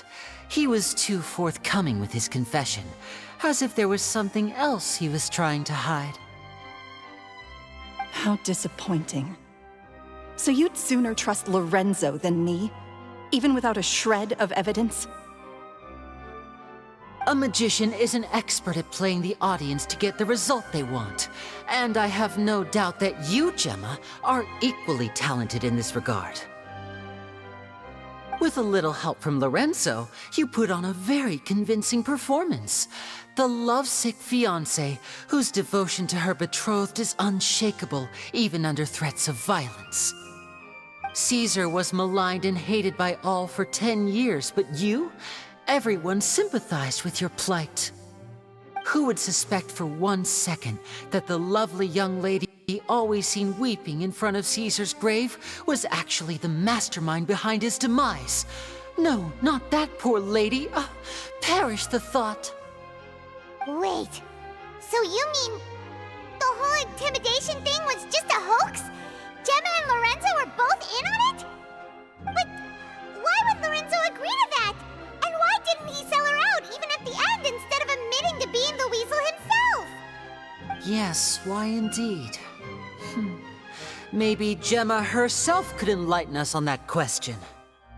Well, Lyney, if you're so confident in your version of events, then I think the answer should be obvious. Having killed Caesar with his own hands, Lorenzo was plagued by overwhelming guilt. Revealing the Phantom Weasel's true identity would serve no purpose. But if the Weasel remained free, then she could take care of Lorenzo's loved ones.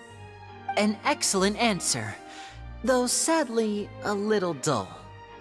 Is that right? Well, don't let me bore you. If you'd care to change the topic to something more interesting, I'd be much obliged. As a matter of fact, there's one thing I'd really like to understand. Why would the real Weasel have targeted things that only have value to other people? Could you shed any light on that? Of course. After all, we're just telling stories here, aren't we? If I had to guess, I would say that the real Weasel must have had a terrible childhood. Left to fend for herself after her parents died young. Betrayed, scorned, beaten.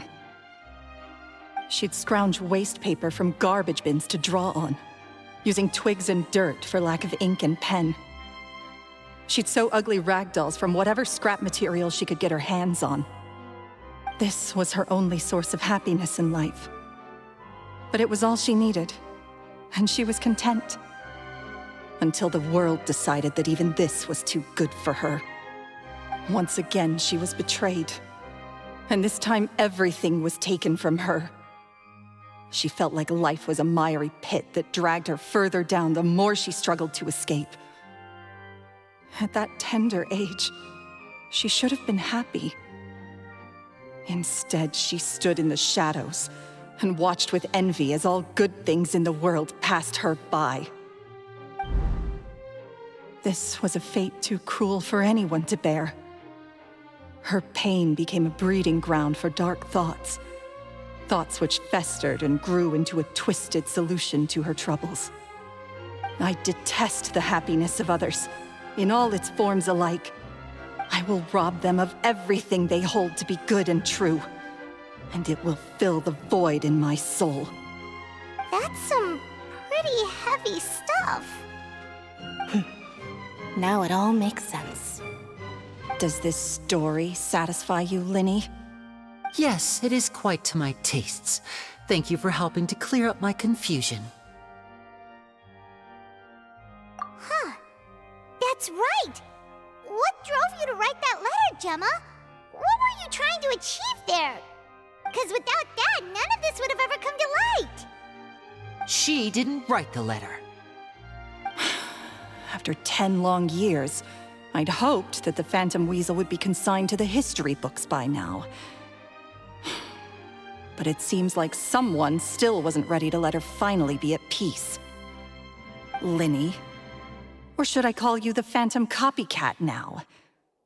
You were the one who posted that letter outside the Opera House. But why? Very sharp, Phantom Weasel. Still as shrewd as ever.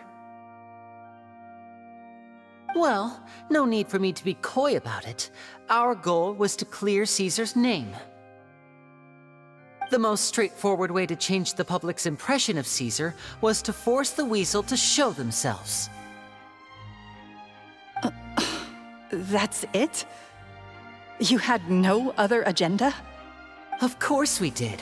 We made it quite clear in the letter, I believe. I shall take from you that which you hold most dear, just as you did to me 10 years ago. 10 years ago? You mean Caesar's death? You met him? Wait. Oh, I get it. You were those two obnoxious kids. It's been so long, and you're all grown up now. I didn't recognize you. He taught you magic back then, didn't he? For what, 10 days or something? And you went to all this trouble. Why? Because you feel like you still owe him something? We remember all our debts, however great or small. 10 years ago, Caesar's reputation was torn to shreds, and his legacy was thrown out. 10 years on, and no one cares what the truth is anymore. But we did not forget, and so we came to find you. And? What exactly did you take from me? I'm still standing, as you can see. Lorenzo has admitted to everything. I'm free. Free? Do you really think so? Caesar once told me that even though the world is filled with lies and falsehoods, we must find our own truth. I think that applies to you too. Truth can take many forms. Prized possessions with nostalgic value, fervent hopes and dreams, and irreplaceable people. Life took many things from you, and those wounds never healed. When they ached unbearably in the dead of night, stealing became your way of numbing the pain. What are you trying to say? I'm saying that for the last 10 years, you've been living a rather uneventful life. Perhaps that's because you found something other than a life of crime to fill the hole? Back to Lorenzo for a second. He murdered his own master, played along with your act, and took pains to make sure any suspicion would be directed towards him. But what did he have to gain from all that?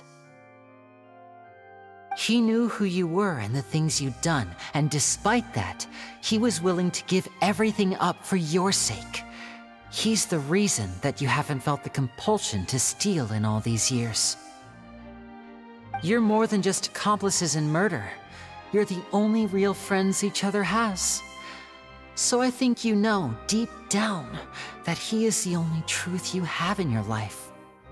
But that truth is gone now, and I guarantee you, you'll never see it again. Congratulations on your freedom, Gemma. Your freedom will cost you dearly. From now on, you'll be all alone in a world full of lies and falsehoods. I do hope you'll be able to bear it. You've still got a long life ahead of you after all. Gather round, one and all. The time has now come for the amazing Lyney to perform his final act in tonight's show. I'm sure you're all wondering what he has planned for the grand finale. Well, wonder no more, for the answer is a death-defying high-altitude escape. A high-altitude escape?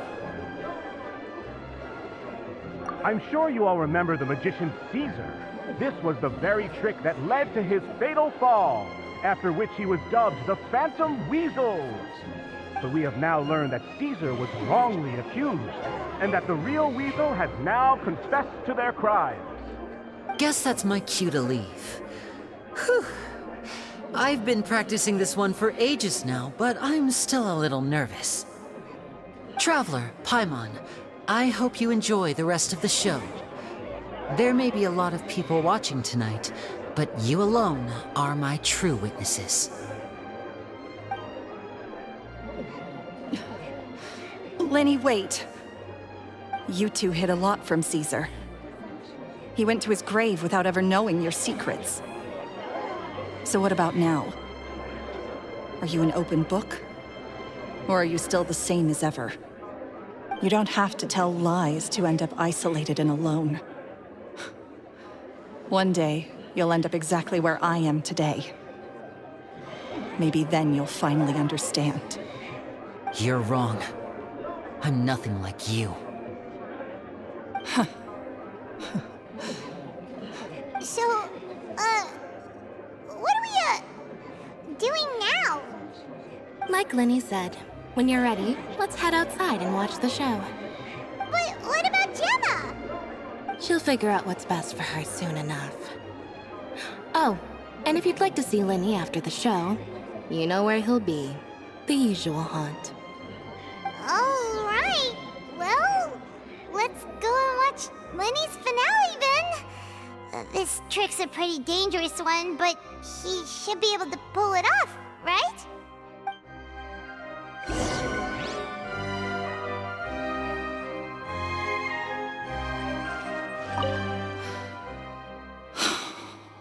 What is my truth?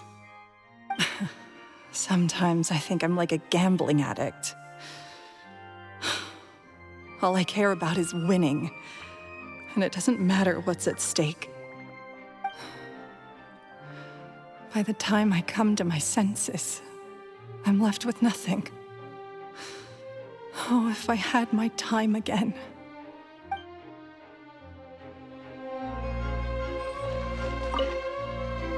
Magicians are not like thieves. Thieves only tear things apart. But good-hearted magicians, they put things back together.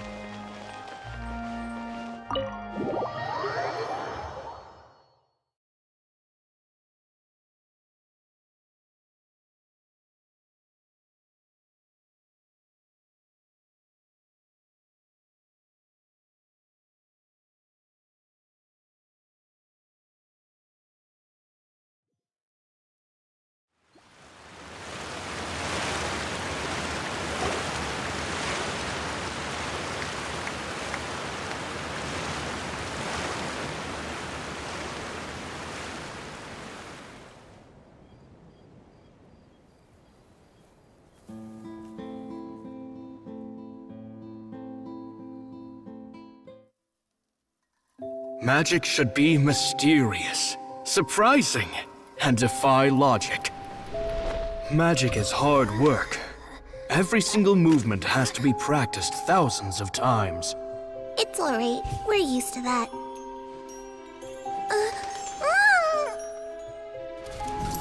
We're sorry. You've taught us so much, but we can't tell you the whole truth. It's okay. Do you still remember what I told you? This world is full of lies and falsehoods. I only hope that one day, you can find your own truth. What about you? Have you found your truth? Magic is my truth. I want to perform a magic trick so great that people will always think of me when they talk about it. For a magician, what greater honor could there be? Look! Behold! Lyney is sealed inside the box. Will he manage to escape? 10 years ago, Caesar attempted this very trick, and it was at this precise moment that...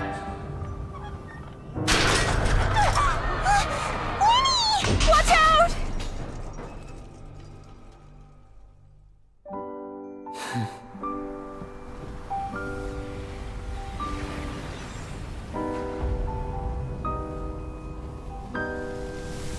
Mysterious. Surprising. And logic-defying. Isn't that right? This honor belongs to you, Caesar.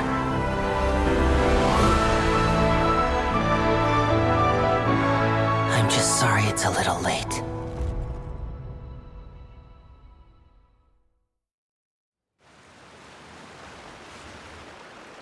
Did you see that? 1 minute he was falling, and the next, he turned into flowers. How could he possibly have done that? How mysterious. I didn't blink once. He just vanished, right in front of my eyes. What a heart-stopping magic show! This was really worth the trip. Caesar's name has finally been cleared, and Fontaine's new star magician Lyney has fulfilled a wish on his behalf. Oh, I couldn't ask for a better grand finale. It will make a great headline for the Steambird tomorrow, even if I do say so myself. Whew. Looks like everyone really loved Lyney's grand finale. Paimon doesn't see Lyney anywhere. Where'd he go?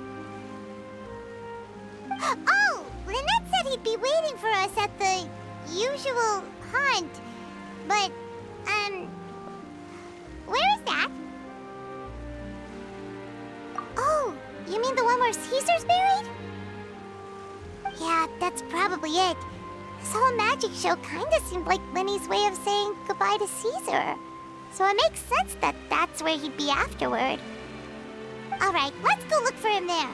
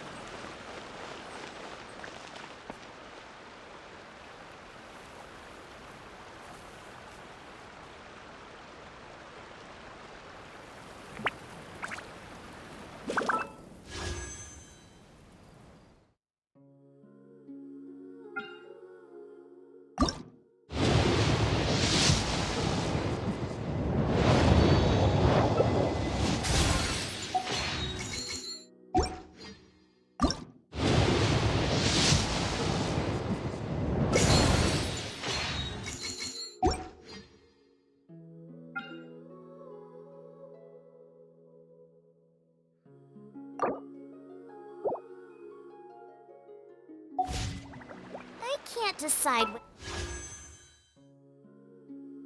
Pyro slimes taste better with salt and pepper or garlic and herbs.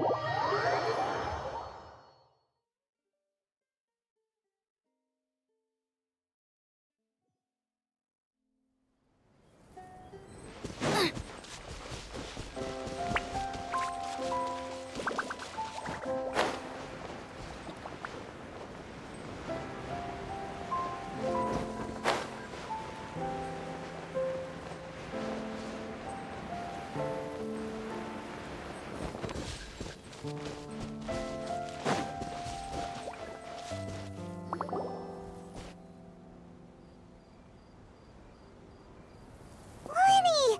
There you are! Are you alright? Paimon was scared to death when the chain broke. Paimon was sure something had gone horribly wrong. Magic is a performance art. A magician has to get creative to keep the audience on tenterhooks. That's our job. So I tweaked Caesar's original setup a little to keep it fresh. I was honestly a little nervous during the live performance. The thought of falling, suddenly feeling weightless, seeing the sky and the ground spinning and spinning. Sometimes, I can't help but wonder what Caesar thought in those final moments. Did he regret taking Gemma and Lorenzo on? Or did he believe that it was his own slip-up right until the end? You know, Paimon's been wanting to ask you about something ever since we were in Caesar's workshop. You learned magic from Caesar once, didn't you? When was that? After I joined the House of the Hearth. To be honest, Lynette and I had an agenda when we approached him. I told you about my past before, remember? As a young boy, I survived by secretly learning magic from street performers. I'd watch their tricks and try to figure out how they were done. But I quickly realized that observation alone could only get me so far. What I saw was the polished final performance, but the rigorous training they put in behind the scenes remained invisible to me. I needed to learn how to improve my sleight of hand, hone my misdirection skills, and make niftier props. We were gifted enough that we'd made some progress by ourselves, but without proper guidance from a professional magician, we quickly plateaued. So that's why you sought Caesar out? Yes. We figured there was no harm in asking, but it took us by surprise that he was so willing to teach us. In all, we only spent 10 short days together, but he was very good to us. By contrast, we hid so many things from him. For instance, when he asked why I wanted to learn magic, I answered, "It's my passion." But in truth, there was already a lot more to the story by then. After being taken in by an aristocrat for our magic talent, then betrayed soon after, this was no longer about me doing what I loved. What amazed me was how the lie escaped my lips even as I was hesitating over whether to tell him the truth. Trust is a beautiful thing. Sadly, I'd forgotten how to trust by then. Lyney. Still worried about the way I feel? You really are a gentle soul, aren't you? But don't worry, I'm used to it now. From the mansions of the elite to the House of the Hearth, lies and selfishness have followed me and Lynette everywhere we go. After Caesar went on tour, we became busy with our missions. The next we heard of him was that he'd fallen to his death, and was now declared to be the Phantom Weasel. That night, I remembered his smile. But as I lay there, I didn't know what to say to him. To keep secrets is to put up walls. The longer you keep them up, the less you let people in. Then, one day, you look around and realize your life is like an empty auditorium after a show, full of seats once occupied by all the people who left. But I guess that's the price we have to pay. You only realize how much someone really meant to you when you lose them completely. That's why I was so confident this would hurt Gemma. Because I felt it for myself.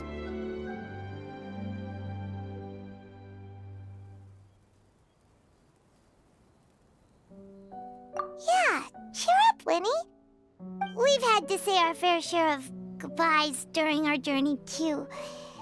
But whatever happens, Paimon always believes in what tomorrow brings. Delicious food, fun toys, and the Traveler by my side. Paimon just needs to focus on things like this, and all the unhappy stuff goes right out the window. You know, Traveler, doesn't that kinda make you Paimon's truth? Exactly. It's the same for me and Lynette. We are the truest thing each other has in the world, and nothing can replace that. Life has taken plenty from us, like it did from Gemma. But at least it left us with each other. That's what gave us the strength to get through the darkest days. That's why the darkness never consumed me and why it never will.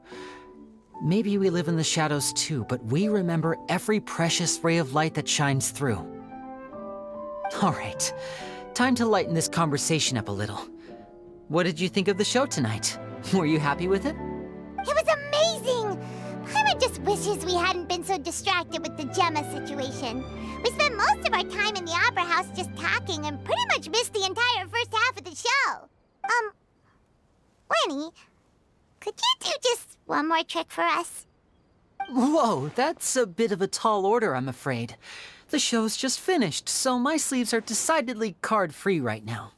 Aw, come on! Surely you can think of something.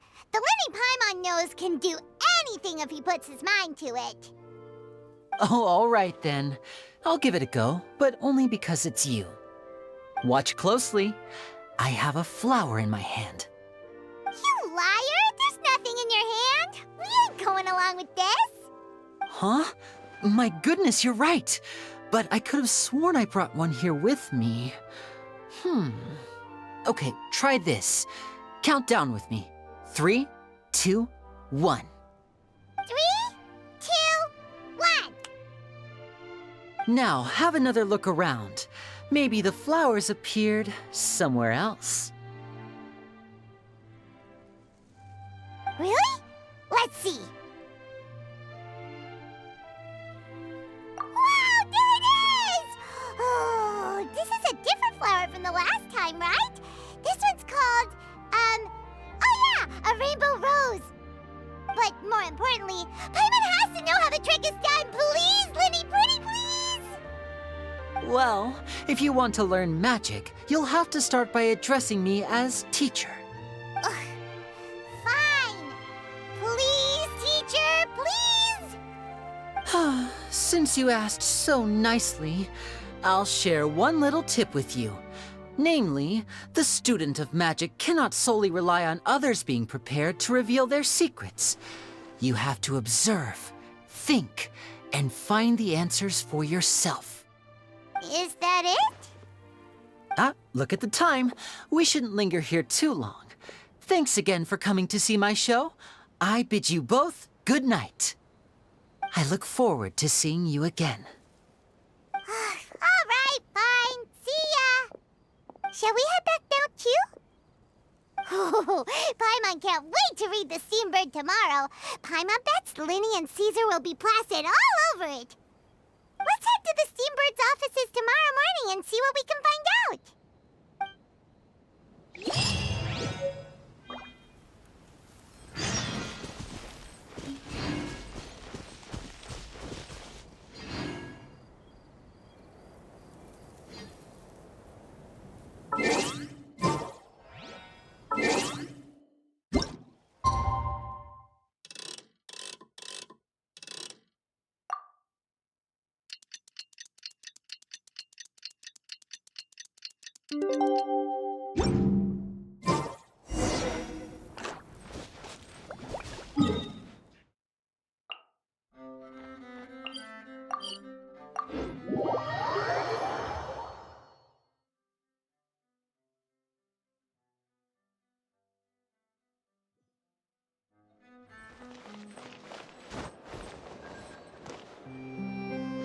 I'm very sorry, Charlotte, but my sister and I are quite busy today.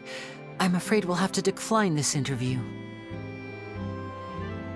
Oh, please, Lyney, I'll only take a moment of your time, if you would be so kind. Huh? What's happening here? I spent all night writing my piece about the Phantom Weasel, and it was going to go to print this morning. But just as dawn broke, I suddenly received news that Caesar's fiancée, Gemma, had contacted the guards and confessed to having been the real Phantom Weasel all along. That was quick. Too late, bro. That was quick, you say? It sounds like I've got some catching up to do. Please, fill me in. Whoops. Aha! My instincts did not lead me astray. You do have something to hide. Gemma turning herself in must have something to do with Lyney's performance last night. Maybe watching my high-altitude escape trick reminded her of a better time with Caesar, and she could no longer ignore the voice of her conscience. Huh. Okay, then. Wait, no, there must be more to it. If that's all it took for her to have a change of heart, how did it take her 10 whole years?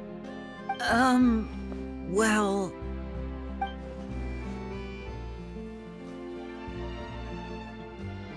Oh, I remember now! You and Gemma were nowhere to be found after the show. What happened between you? Quickfire question! Where did you all go after the show? Oh, we went to the cemetery and Lyney did a private magic trick just for us. Actually, glad you mentioned it, because that reminds Paimon, guess what? Lyney started using rainbow roses in his tricks. What? I don't recall ever having received a rainbow rose from you myself. Is this supposed to mean that they're more important to you than your own sister? No, I just, What now? Oh, did Paimon say something wrong again? This is getting pretty awkward. What do we do, Traveler? Seems like this interview wasn't meant to be. Well, never mind. There's always next time. Forgive my persistence, but when there's explosive news waiting to be found, I can't turn away. The news about Gemma has already made waves, and I'll stop at nothing to get to the bottom of it all. Apparently, one of the things she said to the guards was that her final wish is to see Lorenzo one last time. There's clearly a web of complicated relationships there. Can't blame me for being curious. All right, I guess I'll leave you to continue the rest of your conversation in peace. Bye for now.